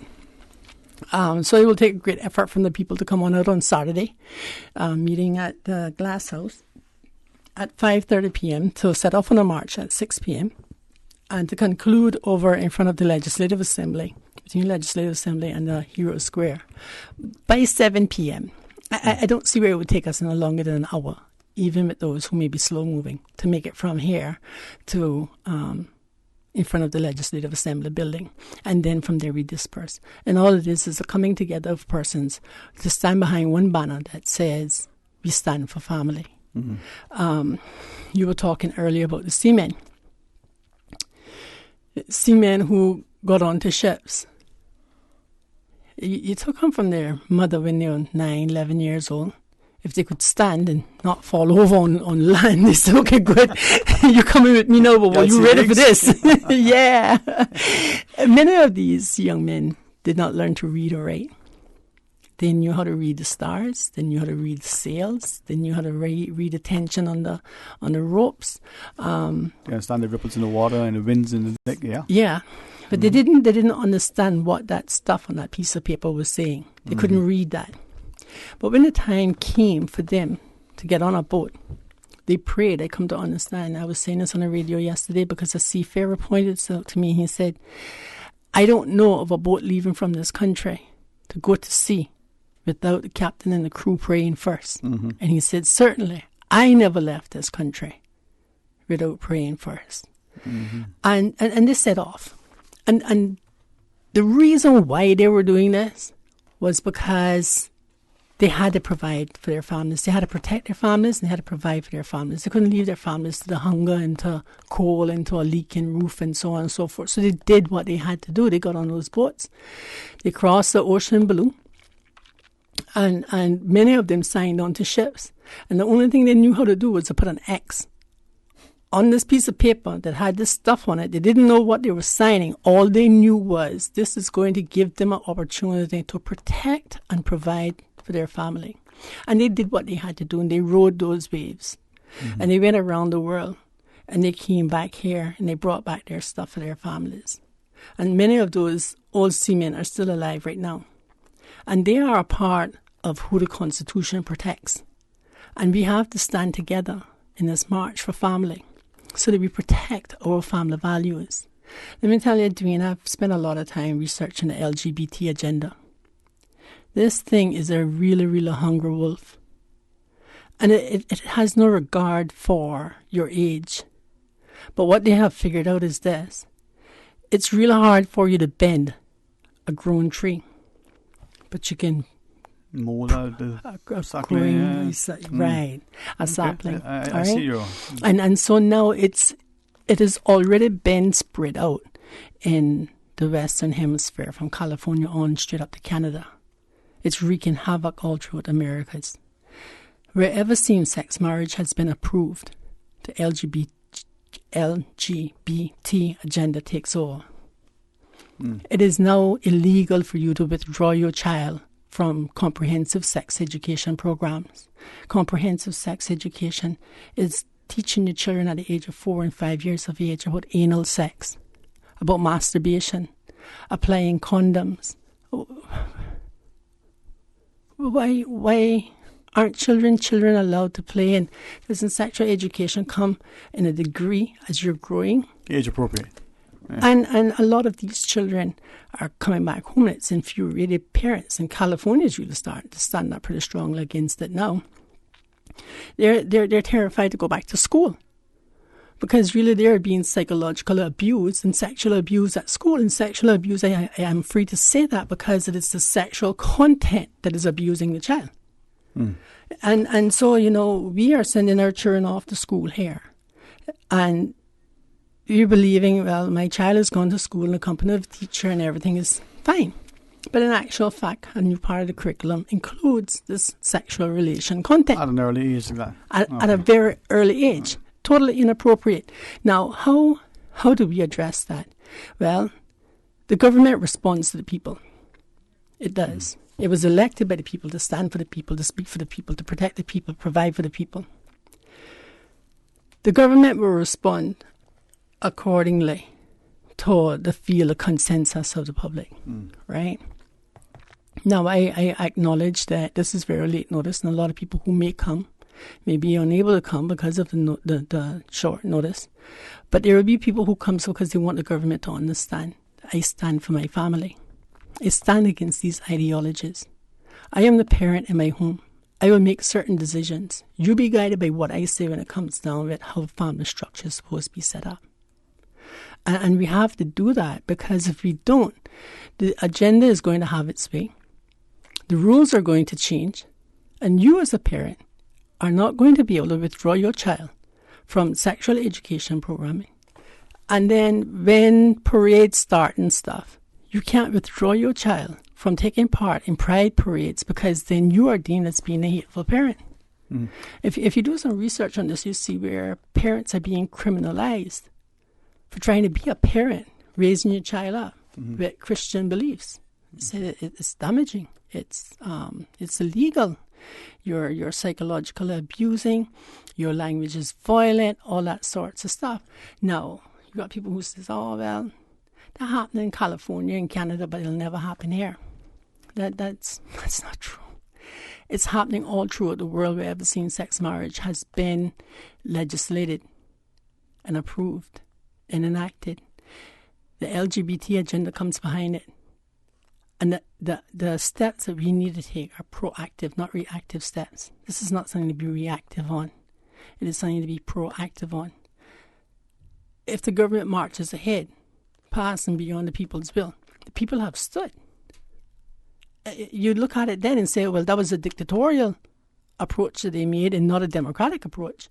It was the dictatorial application of power. So we have to stand for our families, and that's not, I don't particularly see it as optional, because I'm telling you, when it comes to my family, Like the commercials say, my family isn't one of the most important things. My family is everything to me. And I'm going to stand for my family. And I'm expecting that there will be many, many people who take the same stand and say, listen, I'll stand for my family. So this Saturday? This Saturday, meeting at the Glass House Lawn at 5:30, starting off at 6 p.m. and finishing by 7 p.m. Only water will be provided. Okay. So you're going to go here, the route, tell us the route. Yeah, the route will be from here, past the police station, through the roundabout, up onto Edward Street. Between the post office there, across there? Yes. And so we're passing the post office, we're passing the Scotia Bank, we're headed towards the library, we turn left at the town clock and we disperse in front of the Legislative Assembly building. This Saturday? Right there at Hero Square. All right. Yes. Short break, Miss Susan, and then when we come back, we'll continue to share more about the Marshall family. Katina Anglin joins us, and as always, it was good to listen and learn from you. So invite our callers if you want to share a thought, 949-8037 or 949-6990. Please stay tuned for Talk Today. It's time to stop giving dads tools and ties for Father's Day. Dads want to relax just as much as you. Get the ultimate chillaxing beach kit for Father's Day at Savannah Pharmacy. Beach shorts, shirts, flip-flops, water shoes, goggles, towels, and sunblock. Let Dad kick back and relax this Father's Day. Gift baskets, including domino sets, coffee mugs, and so much more, are also available. Get all of your Father's Day purchases at Savannah Pharmacy and Countryside Shopping Village, or call 946-3336. I love my daddy, yes sirree. King Sports Center Art of Fun Summer Camp is back from July 2nd to August 2nd. Now in its 15th year, the Art of Fun Camp is ideal for kids ages 5 through 10 with activities from football, basketball, dodgeball, squash, rock climbing, arts and craft, dance, singing, and more. Your child can practice physical and social skills while having fun in a safe and secure environment. For more info, call 946-KING. Like King's Sports Center on Facebook, and you can also find them on Instagram or call 946-5464. King Sports Center, providing you with all your fitness, recreation, and relaxation needs. Register before May 31st and save 10% on camp registration. Talk today. But I do have some questions. Talk today. Cayman Islands' foremost listeners participation program. Talk today. Because there are more questions than answers. What the public is saying. Waging to take your calls right now. Sterling Dwayne Ebanks.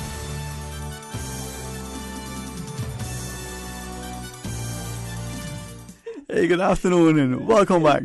Thank you so much for joining us, and that wonderful laughter that you hear is, a good friend Katina Anglin joined us, and it's beautiful. I think it's reassuring, it's refreshing, it's just wonderful that our society, we can still laugh together, we can share in a lighthearted moment and be reminded that the community has changed, and there are some things that we either lost or at risk of losing, but that wonderful jovial nature of our people, it's still it's still part of us. Yes, and even in the midst of it all, you can still find something to laugh about. Because God even says that, He said, "Be thankful for all things."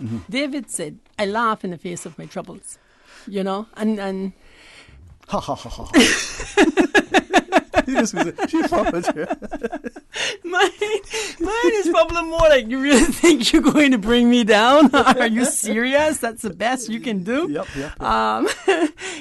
So you have to laugh, though. Laughter is a part of the balance of life. No, it's something that, and I think this is where, when you were talking about the families, and I know in today's age, families very consciously, maybe part of the family training, maybe it was a practice that one or both parents had as children in their homes. So they have games night, they have something perhaps on a regular basis, perhaps it's not every week, perhaps it is. But there are those of us who have to consciously make that time. But I think back to our childhoods in our own homes, where laughter, the storytelling, the jokes, the behaviors, it weren't to demean anybody, you weren't making fun of anybody in the household like we see on TV oftentimes. But it was the stories that our fathers primarily would tell, and then the mamas would go, "Oh, you hush now, spin that yarn." But those are the good old days. And if you watch some of I just say the grandchildren in particular, you watch some of them emanate, on their grandparents with the same level of I don't want to say recitations, but they'll tell a yarn and spin a joke, and it's fun. It's fun. important. It is, yeah. And it's part of the bonding process as well. Yes. You know, and it's part of our adaptation to the different qualities and uniqueness of each individual. And there's always the one in the family who finds fun in everything. I've got two grandnephews, Darian and Darius. And Darius is the more organized one. He's the one who keeps everything in order. He knows where all the children are. He knows everybody's schedule and so on and so forth. Then there's Darian. If there's any opportunity to pull a prank, make a joke, make a fool out of you, Darian is going to find it or create it. I mean, that's the kid, you know. So and sounds familiar. Not saying anything.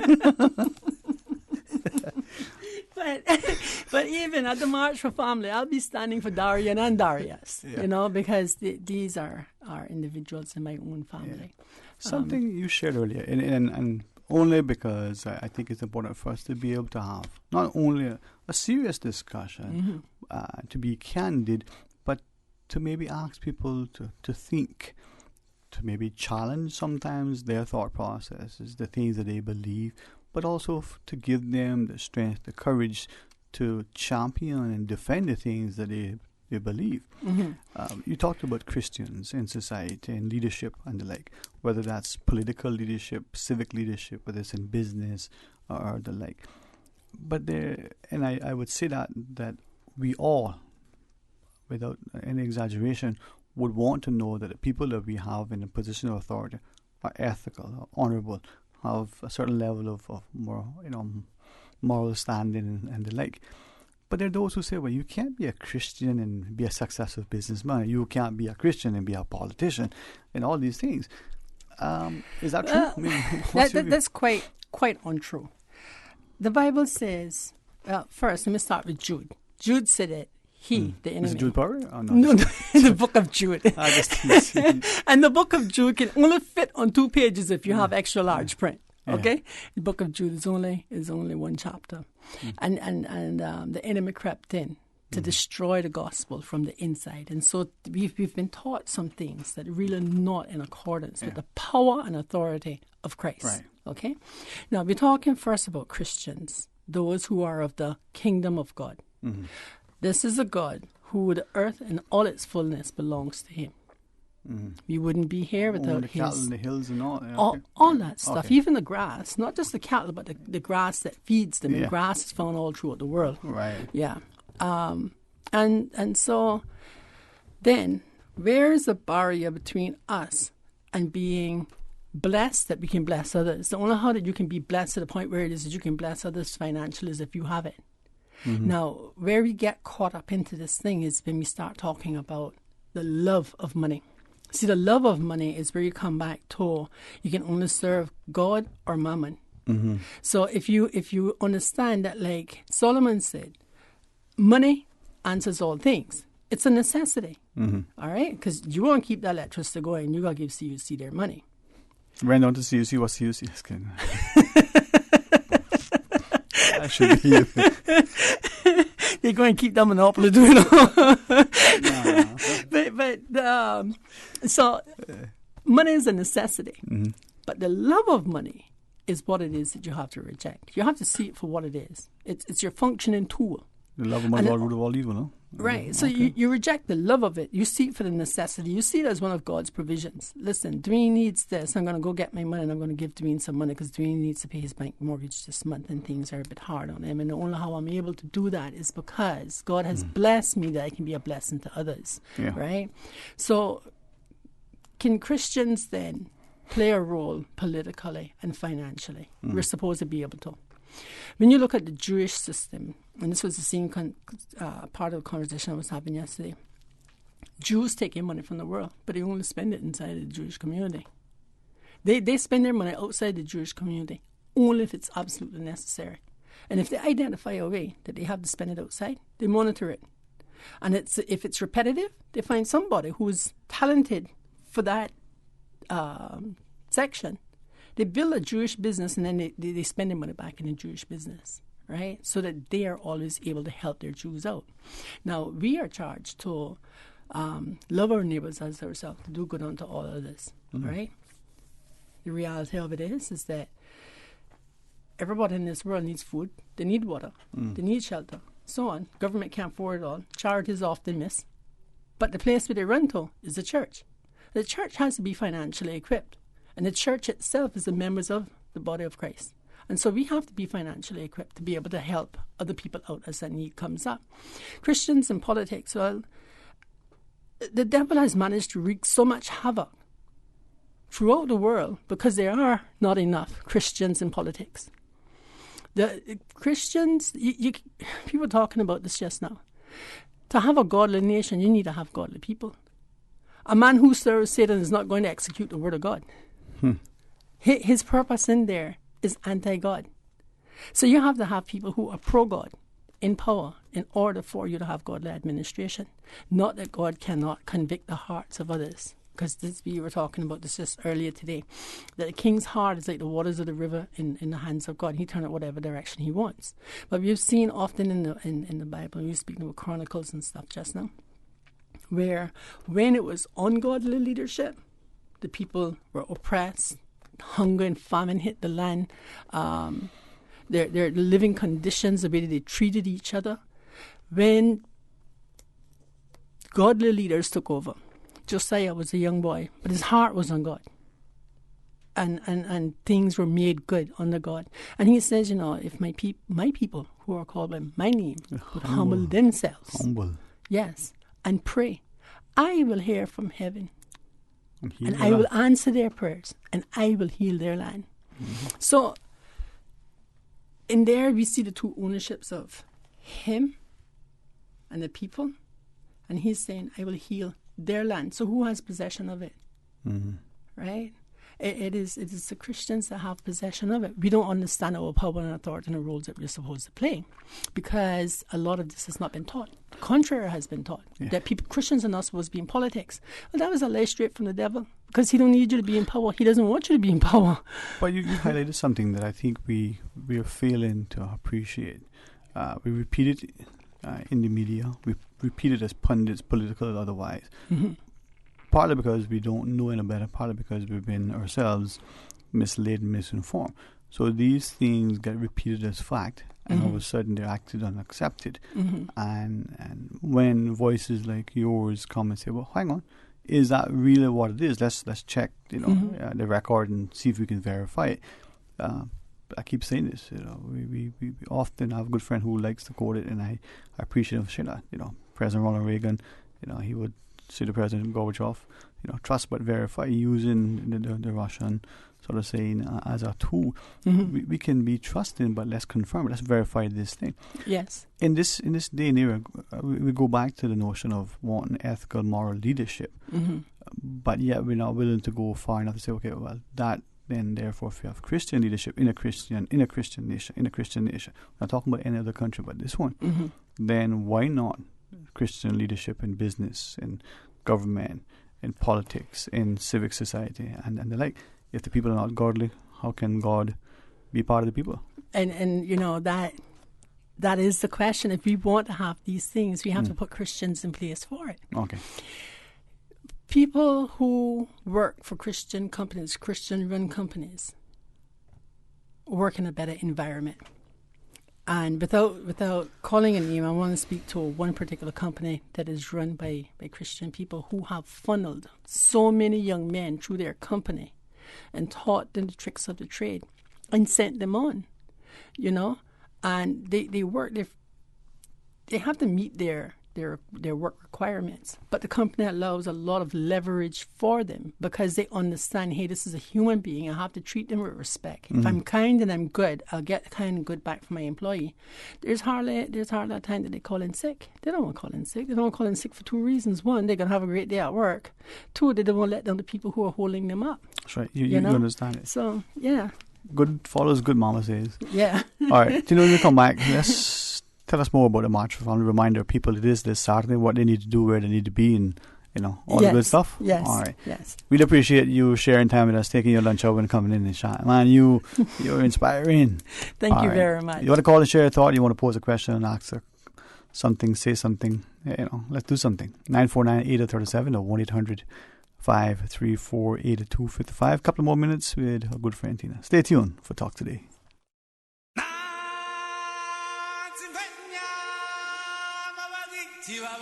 Sunrise Adult Training Center presents The Lion King. 13th June at the Hockwell Theater, 7 p.m. Gates open at 6 p.m. Curtains open at 7 p.m. Admission $5. Kids under 3, free. Crafts and snacks will be on sale. Contact the Sunrise Adult Training Center for tickets. Call 949-3330. The Lion King. June 26th is International Day Against Drug Abuse and Illicit Trafficking. Did you know that use of alcohol, tobacco, and other drugs begin in adolescence? Studies show that the brain doesn't stop developing until the age of 25. So, kids, don't harm yourself by putting alcohol, tobacco, and other drugs in your body. This message is brought to you by the National Drug Council and Radio Cayman. For the Health of It is heard on Wednesdays at 7 p.m. and on Saturdays at 9:30 a.m. It is brought to you by Holy Cross Hospital. Quality medical care and advanced technology with sincere compassion and understanding. Our mission is you. Call 1-954-351-5906 or visit Holy Cross Hospital at holy-cross.com. Radio Cayman, maintaining the innovation. On a daily basis, making it easy to connect with you, our listeners. Add us to WhatsApp today, 925-3261. That's 925-3261. Radio Cayman. Send a text or voice note. Can I send a request, please? You don't really have to ask us. Just send a request. This is a shout out to my ex. Radio Cayman, the voice of the Cayman Islands. Radio Cayman, maintaining the innovation. Talk today. But I do have some questions. Talk today. Cayman Islands' foremost listeners' participation program. Talk today. Because there are more questions than answers. What the public is saying. Waiting to take your calls right now. Sterling Dwayne Ebanks.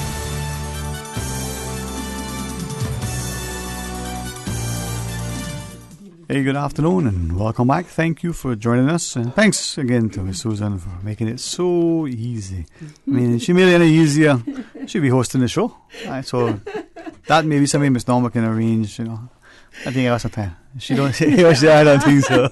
I got a witness.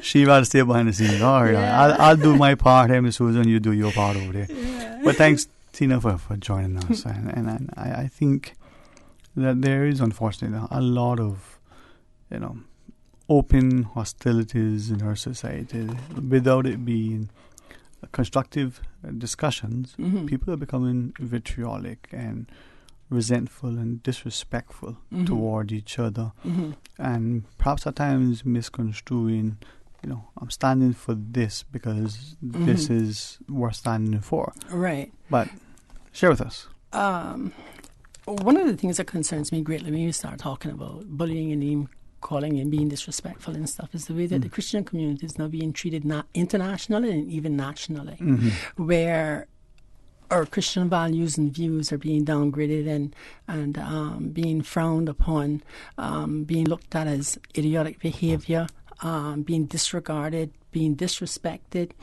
And, Dwayne, I want to tell you, you sometimes not quite sure whether or not you want to call me Katina or Tina. And that's okay, because Tina is a part of my name, yes. Katina. Oh, yeah. But I've been called hateful, and I've been called bigot, and I've been called all sorts of things since I've started with the same-sex pro-God defense. All right? Now, I remind myself, and I say this all the time, I check my birth certificate. I have a photographic imprint on my mind. I reflect on it. And my name is Katina Masura Anglin. And the only thing that can attach to that is whatever I choose to attach to it by deed poll, and whether that deed poll is mental or physical and registered at the Registrar of Companies. Hateful and bigot is not a part of my name, and I don't care if you throw it at me because I'm not accepting it. It's not part. You go, girl. It's not me. Okay? Right. So for those who want to come from that angle, it doesn't make sense. Right. And I'll go find another victim because it's not me. You know who you are, huh? I know who I am. Yeah. I mean, I tell you, I know who I am. And I put a suffix to my name, and that is child of God. And if child of God makes you think that I'm a little bit small in this thing, then you just go right ahead and you change that. You put that to my 6'2" frame and you say woman of God. Right? I'll accept that one. But anyway, one of the reasons why, Dwayne, that we need to stand for this is I had someone to ask me, well, if they said that there was not a order in council coming from England, why do we need to march? Why do we need to stand? It's because of Theresa May's comments when she said, we're not going to impose the order in council. Instead, we're going to depend on the judiciary to do their bidding. And that's paraphrased, but that's the whole entire speech in a nutshell. And we have to stand because as the people in a democratic society, we have to ensure that democracy is maintained. The insurance of democracy and the maintenance of democracy is done by the people. And we have to make sure that fine line, literally, the other side of the street does not cross, those from the one side of the street does not cross over to the other side of the street. And that's very literal here in Cayman, where you have the court on one side of the street and the legislative assembly on the other side of the street. And we have, as the people, have to keep them in their places. We elected the legislatives as representatives for us as people to make and amend laws. The scope of the power for the judiciary is to read it, to interpret it, and if it's incompatible with the Constitution, if primary law is incompatible with the Constitution, to send it back to the legislative. If the legislative finds that it's a point of significance, the legislative are supposed to bring it back to the people because the Constitution protects the people. For insignificant points, such as what happened with the judges' ruling, I spoke about this yesterday, not the judges' ruling, appointment of judges. You can do that through the Legislative Assembly. And when you're talking about Section 14, which held up the approval and was approved only by referendum of the people, for anybody to believe that the people of this country would hand over their power to a non-elected section of government to change the will of the people who voted 62% on a referendum to approve it, of those who voted for it. So that is not a slap in the face, it's a spit in the face. And we as a people need to stand up. We have talked, Dwayne, we are the best talkers in the whole entire world. But as you were sharing... time for talking is now over. We have to do more than that. And hopefully we'll get a chance to continue that dialogue. But as you were sharing a notion, recognizing that part of that discussion leading up to the Constitution, the constitutional advisor the government had reassured the people. Our Constitution will allow only the legislatives to pass and amend laws. The courts can't do anything like the U.S. courts can't. That was repeated almost ad nauseum. We do have Section 2 and Section 3 of the Constitution about reading the laws and power of the Assembly. We do recognize, as you said, time is just about over for this segment, but in recapping, just repeat for us and remind the listeners, this Saturday? It's in the evening. It's in the evening. It's in the cooler part of the evening. Yeah. We are coming together at the lawn of the Glass House at 5:30 p.m. And this is the Glass House, as we know it, the Glass House, not the government administration building or new 80 million, not a building, but the 100 glass. million. 100. Oh, shoot. $100 million building. I stand corrected. So we're coming together at the on the lawn of the Glass House at 5:30 p.m. That's for us to gather together.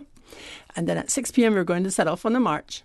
We'll be over no later than 7 p.m. I don't see us taking any more than an hour to do this. And I know we've run out of time for transportation, but let me just give the transportation arrangements. Pick up at the East End Civic Centre at 4:30 p.m. and the North Side Playing Field at 4:30 p.m.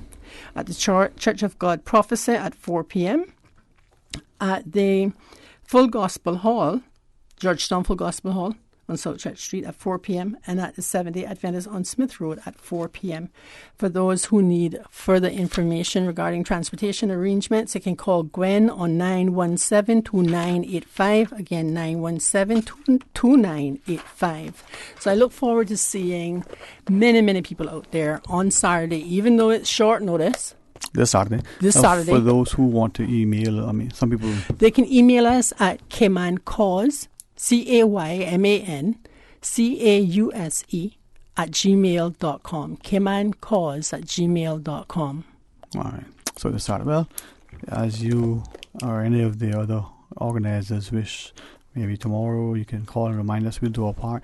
The RCIPS has issued a notice saying that members of the community will be holding a march for a family on Saturday the 15th of June at 6 o'clock.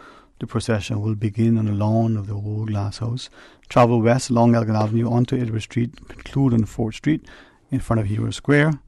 So the procession is expected to conclude at 7. Sections of these roads will be closed as the procession passes and reopen immediately afterwards. Motorists are being asked to exercise caution in these areas on Saturday evening. So it's really good that RCIPS, as it always is, very accommodating with road safety and the like. Yes. So thanks very much, Katina. Thank you very much, Dwayne. Cayman Islands, may the good God continue to bless you as you continue to pursue Him. Seek ye first the kingdom of God and all its righteousness, and all the other things will be added unto you. Amen. God bless you. Amen. See you on Saturday. Yep. All right. Katina Anglin, was I said? She's a firepower? Oh, yes. All right. When we come back, more talk today. Radio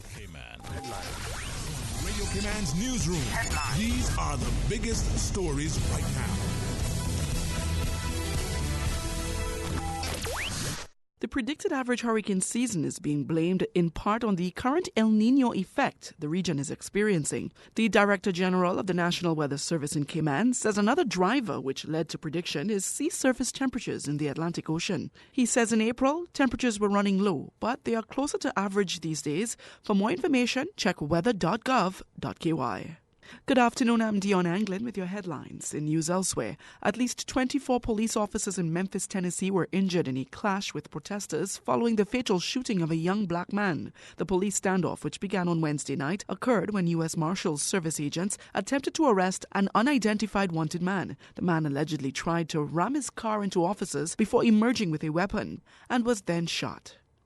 A Russian star of international online poker, 26-year-old Lilia Novikova, has died of electrocution in her bath in Moscow. Russian media has reported an elderly neighbor found Novikova's body in the bath after receiving an emergency call from Novikova's parents. Her poker fans knew her as Leah. Reports suggest she suffered a fatal electric shock while using a hairdryer in the flat where she lived with her parents. And researchers have uncovered the earliest known evidence of cannabis use from tombs in western China. The study suggests cannabis was being smoked at least 2,500 years ago and that it may have been associated with ritual or religious activities. Traces of the drug were identified in wooden burners from the burials. That's a wrap of your headlines. I'm Dion Anglin.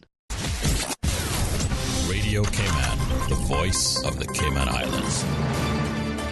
What's happening in your community? News and information, music and more. You can find us. www.radiocayman.gov.ky. Like us on Facebook and follow us on Twitter. Radio Cayman is your choice, your voice for today's biggest news. Radio Cayman.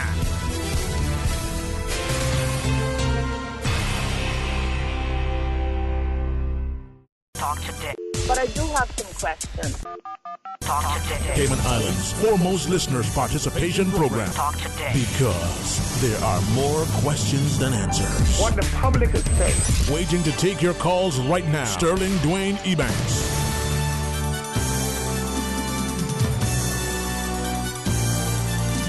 Hey, good afternoon. Welcome back to Talk Today. Thank you so much for joining us. And every time I look at the opportunity to talk about our blood bank, I recall the public service announcement long ago the Radio Cayman used to air. They said, the life you save may be your own.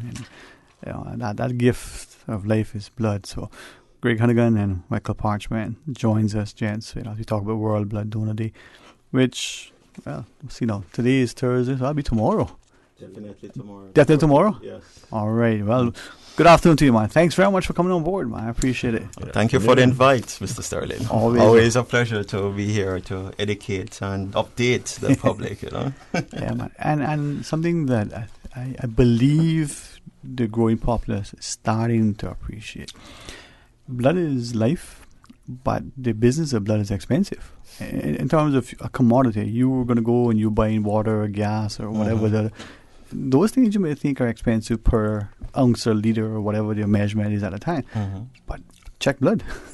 That stuff is not cheaper. Bit of a difference. No, we testing and all that, and the material to collect the blood. So it's not that cheap, to run one. Well, I'll ask of you, and only from the perspective that I can think back to those people who are sort of been honored over the years, even at the celebration long ago at, Peter St. James, or maybe we'll see the Wall of Honor.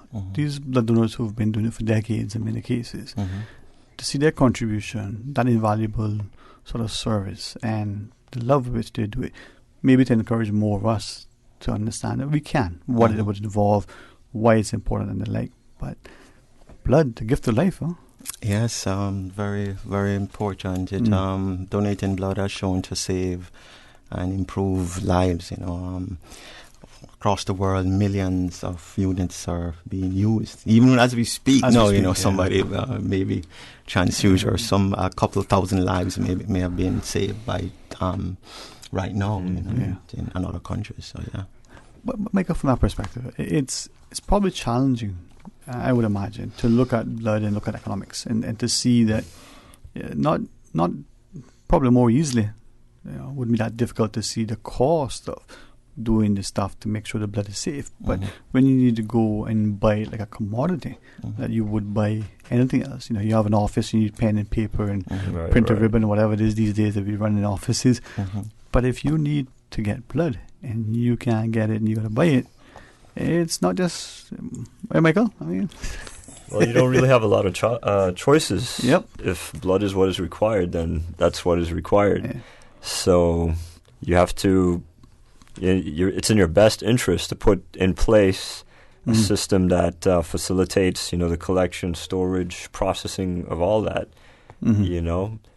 so you can supply, even if not your entire need, majority of your need. And so if anything else left outstanding, then you can supplement it by, purchasing elsewhere. But, like you said, if blood is needed, there's no other substitute. So it's something that needs to be put in place. And fortunately for us, with the HSA, we have our blood bank.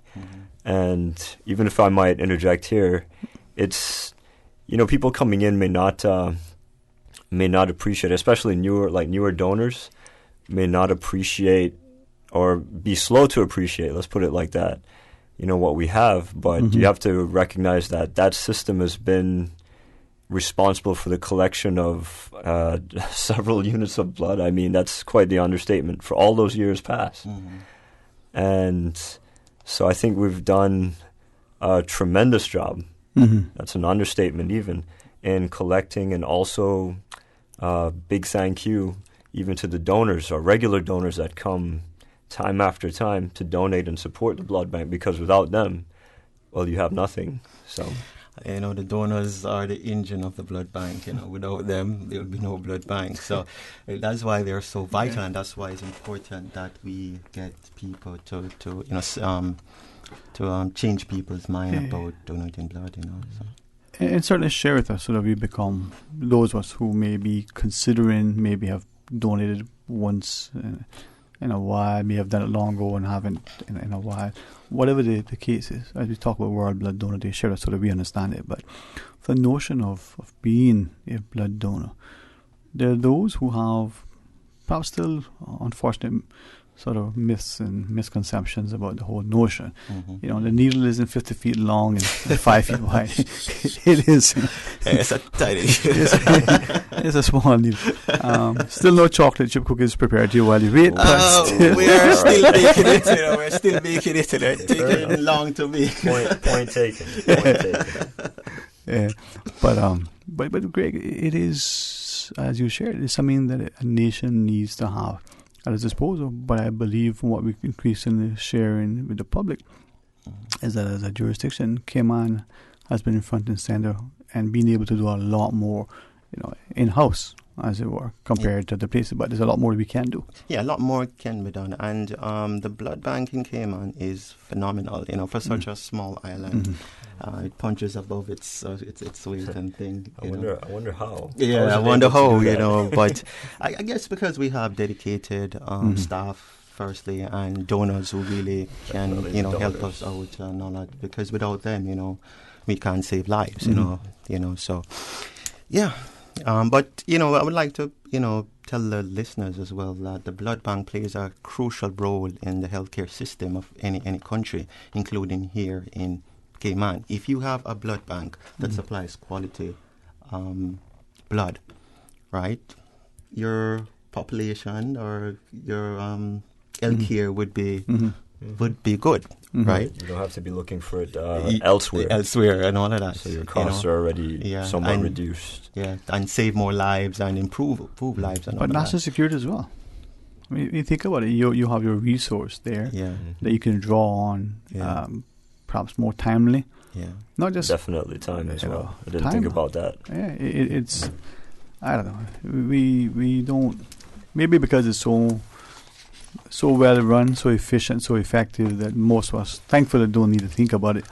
But if we're not participating in being the volunteers and the blood donors, one day the well isn't going to be there. There's not going to be, Hopefully that doesn't happen. I pray to God not. But for those who want to be a blood donor, perhaps we go to the break in a bit. And one of the things I would ask you, not only in celebration of World Blood Donor Day tomorrow and what we may have in store for us, but to be a blood donor, what are the requirements? Is it age? Is it certain stages of life? Do you need to have nice, long, flowing, curly hair? 'Cause I don't know. Definitely, a couple of factors. Number one, in the age. We can take as low as 17, but we need parental consent for them to donate blood. Healthy, they should be healthy, they should be fit, weigh at least 110 pounds or 50 kgs. And not anemic. Yeah. Yeah, so that's the minimum that they need to be eligible to donate. And there's still some restrictions on definitely people. Some restrictions. No politician, no, just kidding. No. I'm just kidding. No, but there are still some restrictions. And again, the safety standards that you have there, not only with the drawing, but with your screening, it's amazing. Thankfully, there are such high standards. So it makes it the recipient, so assured and confident that the quality of the blood. Yes. All right, so we can talk about those things and see where we go, and then you can share with us some more. Of course. All right, if you got a question or you got a comment or a query, Greg Hunnigan and Michael Parchment are our guests. And gents, it really is a pleasure and an honor to see, as Greg shared, the diligence, the perseverance, the professionalism, the way that the blood bank is run and staff, and the friendliness of everything. So, looking forward to you telling us more about our blood donor service. Stay tuned for Talk Today. The 18th Annual Talent Exposition of the Arts, Sunday, June 30th at the Hockwell Theatre, is brought to you by the New Self-Help Community Foundation. This event is proudly sponsored by Rubis Eastern Avenue, Savannah, Red Bay and Jose's, Rainbow Realty, Cayman National, Mitsubishi, Ministry of Education, Youth, Sports, Agriculture and Lands, Barden Corporate Services, L&T Tires, Island Heritage, Reliable Industries, Markson's Furniture, Ministry of Health and Culture, and Muck Russ. Prepaid tickets for the 2019 Talent Exposition of the Arts at the Hockwell Theatre are available at Funky Tanks and Winter Circle Sports for $10 or $15 at the gate. Stay tuned. Don't forget to tune in Monday through Friday for Radio Cayman's local evening sports report during the 6 p.m. news hour. Taking a look at Radio Cayman's local sports, I'm Dion Anglin. It is proudly brought to you by King Sports Center, providing your fitness, recreation, and relaxation needs.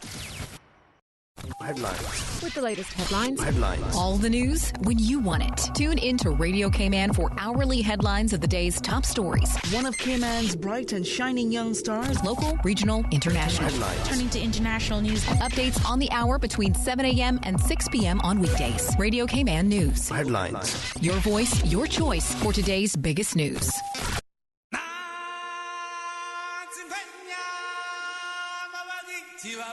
Sunrise Adult Training Center presents The Lion King.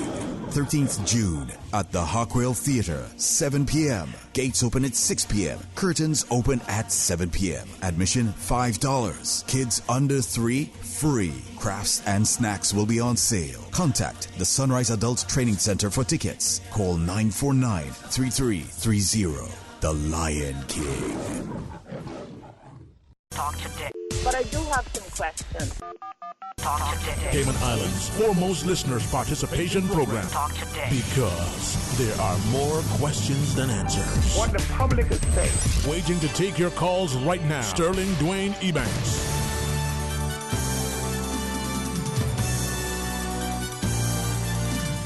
Hey, good afternoon. Welcome back to Talk Today. Thanks so much, for all in our community who give themselves, As a good friend always says, she says, give your time, your talent, and your treasure. As Conabas, they always make that comment. And I think it's so important because we all have something to give. We give it willingly and lovingly, and we give it with a sincere, heart. And that contribution can be invaluable. Great kind of gun together with Michael Parchment. Joins us as we talk about World Blood Donor Day. Celebrated tomorrow? Yes, the 14th of June on a Friday. Friday the 14th. So it's celebrated worldwide. So not only in Cayman, but across the country, across the world, there'll be a celebration. And, people would come out to support the blood bank. And it's also a way of the blood banks to appreciate and recognize the contribution of blood donors and their life-giving substance, the blood that they give, that has really saved many, many, many lives for many, many years and will continue to save many, many lives for many, many years to come. So that tomorrow, special day for blood donors, we pick them up, we thank them, and, we appreciate their effort, and to say continue to continue to support us, For those, sorry, Michael. I was just going to add, not only just to celebrate our current donors, but also, in addition to that, encourage, those who may be thinking about donating, as they see, as they witness, I guess, or hear about the different things that the regular donors do, that hopefully they will be inspired to become donors themselves and, join the pool. Because one of the issues that, I talk about this usually when the donors come in, is that, especially with the young people, that's a very special demographic to reach, because a lot of the very regular donors are older individuals.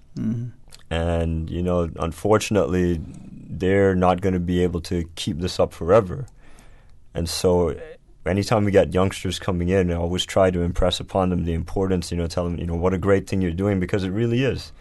I don't think it's that common for, a youngster, say, like 18, 19, to just show up and, I was interested in blood donation. It does happen. And like I say, I always, my hat's off to those individuals. And hopefully, we can get a few more of those coming out. Now, for those who are blood donors or those who are interested, maybe give us an example. What is the demand on that person? How often do they come? When they come, how long do they have to stay? I mean, I know the answer, but for some people, help them to understand that they don't appreciate it. Okay, it's different for male and females. For males, it's 3 months. Every 3 months, they can come in to give blood. For females, every 4 months. So we're not pressuring either sex. Give them long time to recover and make back the blood in their body and all that. And it will be made back. It will be made back immediately after, in couple, and as long as they also eat the proper thing, drink a lot of fluids and eat. And I gather from many regular blood donors that they believe it helps them to stay healthy. They get a checkup in the process, but they believe that just to act, maybe it's to goodness that keeps them going, but it certainly keeps them conscious of being healthy. Michael, what do you think? In relation to that idea? Yeah. Ooh, I have no medical and scientific proof to back it up, unfortunately. But I do, again, if the person is healthy, your red blood cells have a cycle, a lifespan of about 120 days on average, I think. And if a person is healthy, their bone marrow is producing these cells, in the correct amount of time. So by donating, you're essentially getting rid of your older cells and forcing your bone marrow to put out new cells. So in a normal person, that's perfect. Right. And from the perspective then, Greg, of getting, I call it a sort of minute checkup. You come in before you give blood. There are certain tests that are done to make sure the person is okay that day too. Sure. The blood pressure, and also we check their blood count to see how much hemoglobin. We have had in the past 1 and 2 donors who came in. They may have very high blood pressure, and they didn't notice, and until they come in and we say, hey, guy, you need to check your doctor because your blood pressure is high. We have had persons with their bone marrow is not producing a lot of blood, and so they're medically anemic, very, very low. And you say, listen, we wonder, how did you come in, walk from work, come in here, and your blood is so low? And I'd love to donate blood. We don't need to take blood from you. We will give you blood. That's one of the benefits here. We can do a little check on you, a little health check on you, and see if everything is okay. And we have done it in the past, and we have sent people to the doctor. Because as you shared, you not only you want the blood that is being received to be safe and usable for the next people, but the person who is donating the blood, for them to be able for to their be in a position. Also. Yes, we want to take blood from you, but we also want to know when we take blood from you, you don't feel the effects, or you get ill from giving the blood. So I know someone who gives blood regularly, and say that's probably the only time that they got a couple minutes to sit on the chair and relax and close their eyes and take a breather. Yeah. They're so in their mind, so hectic, so busy that this is the sort of little R&R that they want to get. Of course, it's unfortunate, but probably many of us can relate to that. Yeah. So the comfortable chair to sit in. Michael, maybe it is. I've heard that it's very comfortable. That's a comment. I don't know. Only a few times I've been in it, but that always comes up. So it's not comfortable to you. It's good. It's good. I didn't say that. Okay, I'm not going to say this publicly. So just to you, Greg, only to you. He fell asleep in the chair. He sat in one day. That's probably what happened. It is a comfortable chair. So you get a test, you get your blood checked. People would obviously appreciate that you buy certain commodities. They last forever. Some commodities probably don't last beyond the day you take them out of the shop. But there's a sort of lifespan, as it were, a shelf life for the blood that you donate.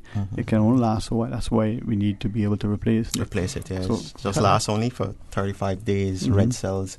For the plasma is just a year frozen, So the blood is the RBC is mostly used. It's the most frequent used component of the blood.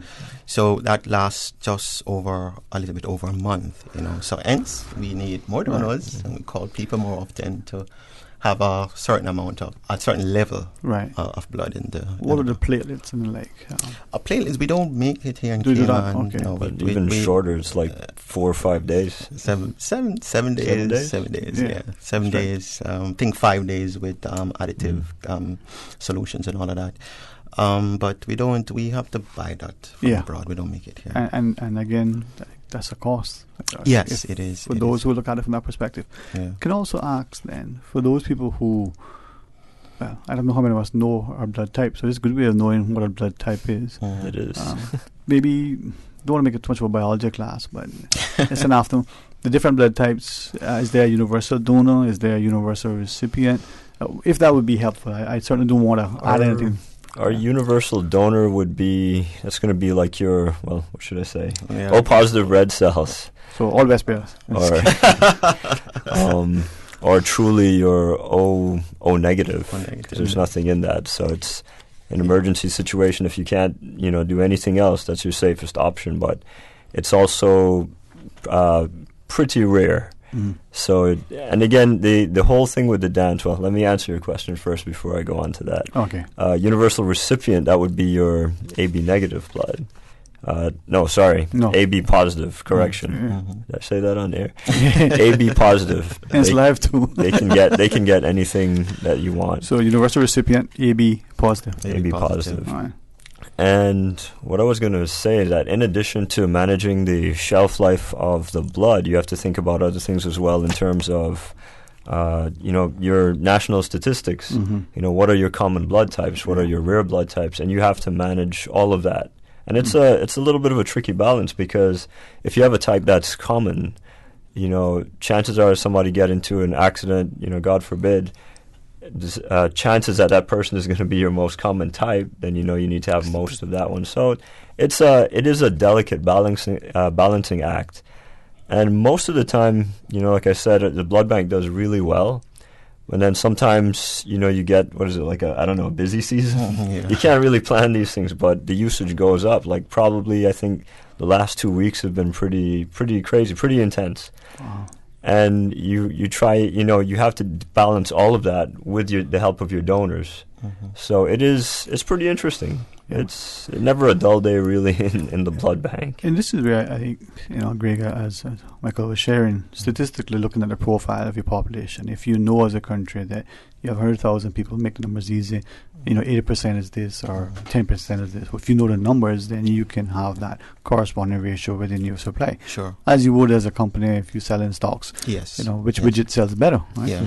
But likewise, if you could somehow have an algorithm that could predict that this time of year, the phase of the moon, maybe the season or whatever, but you can't. No, you can't. Because people's behavior is erratic at times, right? Yes. High probability that maybe during this time of year you may see this thing, but you need to have this thing online all the time. All the time, yes. And it doesn't last for long. Yeah, 35 days over a month. So we have to be there. We have to always have.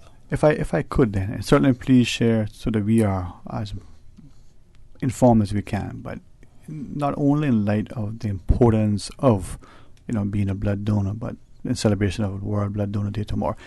Anybody who's interested in wanting to at least find out more about being a blood donor, or may want to donate, or however, what do we need to do? I mean, they can't call me. I can't collect money for you. No, it doesn't cost you anything. What do we need to do? Well, you can visit our Facebook page. You'd find information on there. You could also give us a call, 244-2674 or 244-2669 or 244-2677. So call those three numbers, and we'll answer all the questions you want, all your worries, queries, and all of that. So. And the blood bank is located at the Health Services Authority, Georgetown Hospital. Georgetown Hospital. Okay, so call the main number if necessary, ask for it, and just say I'm interested. Yes. All right. Show up at the foyer. I'll come get you if I'm there. I've done it before. You would. And it's relatively painless. Relatively painless. It's no risk. It's relatively painless. Relatively. I mean, it's not. I mean, you feel a pinch, a needle is piercing the skin, Mike. So yeah. One of the, since you brought it up, I'd say one of the complaints that always pops up is that one. Is everybody's afraid of the needle. They don't want to get stuck, and unfortunately, I think it's common with the men. That's just the way it goes. I know the females are 10 times as brave as the men. My God, And what we try, that's why it's good. You cried once. Yeah. That's why it's good when we get to that point where you can actually get them in the chair, and we give them the best treatment that they can, and they realize wow, it's not really a big deal. Yeah, it's not a big deal. And also, to also acknowledge those donors, because we also do have donors that, despite being afraid of it, they still come in and they donate, which I think is incredible. Right. Because if I'm really afraid of something, I wouldn't tell you that I'm going to go and play. But they understand the importance. Brave. Yeah, they're important and they're selfless, and thinking about somebody else, even though they have a phobia. And that's the attitude, that we're looking for. I mean. So if it crosses your mind, if you think about coming in to donate, please just just come and look for us. Come visit us and see what it's all about. And I'm pretty sure that you'll leave, hopefully, with a great impression. So once every understanding. Once every 3 or 4 months, male or female, respectively. Yeah.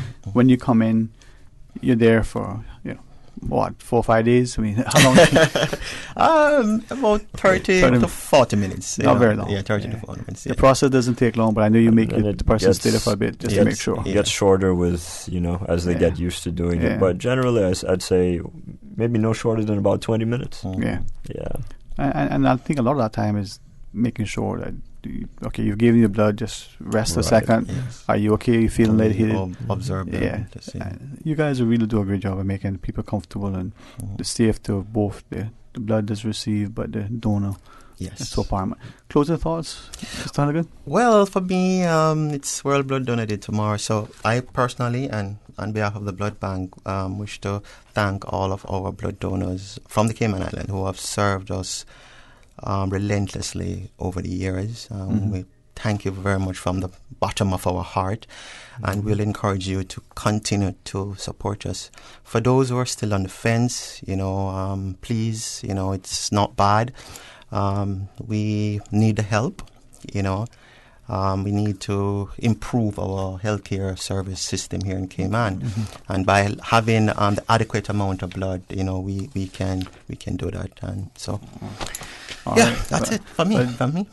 Mr. Michael, I'll piggyback right on that. And in addition, not just the donors that come out, but they're also, remember that we have donors that would love to donate, especially our European donors, and they can't because of the restrictions. And even that attitude is appreciated, because a lot of them are donors or were donors previously, and so even for them we're grateful for that attitude. And if not for the restriction, we'd love to have them in the pool also. So all right, well, as you shared, I echo the sentiments and commend the donors, invite new donors, and at least get information. Happy World Blood Donors Day, gents. Thanks for representing.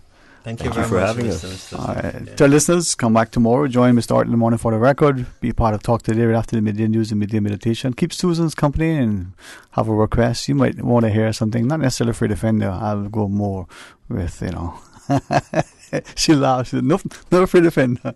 Well, you call and see what song you want to hear her play. Until tomorrow, be blessed. Talk Today is brought to you by Fidelity Bank. For all your banking needs, visit fidelitygroup.com. Fidelity, we're good for you.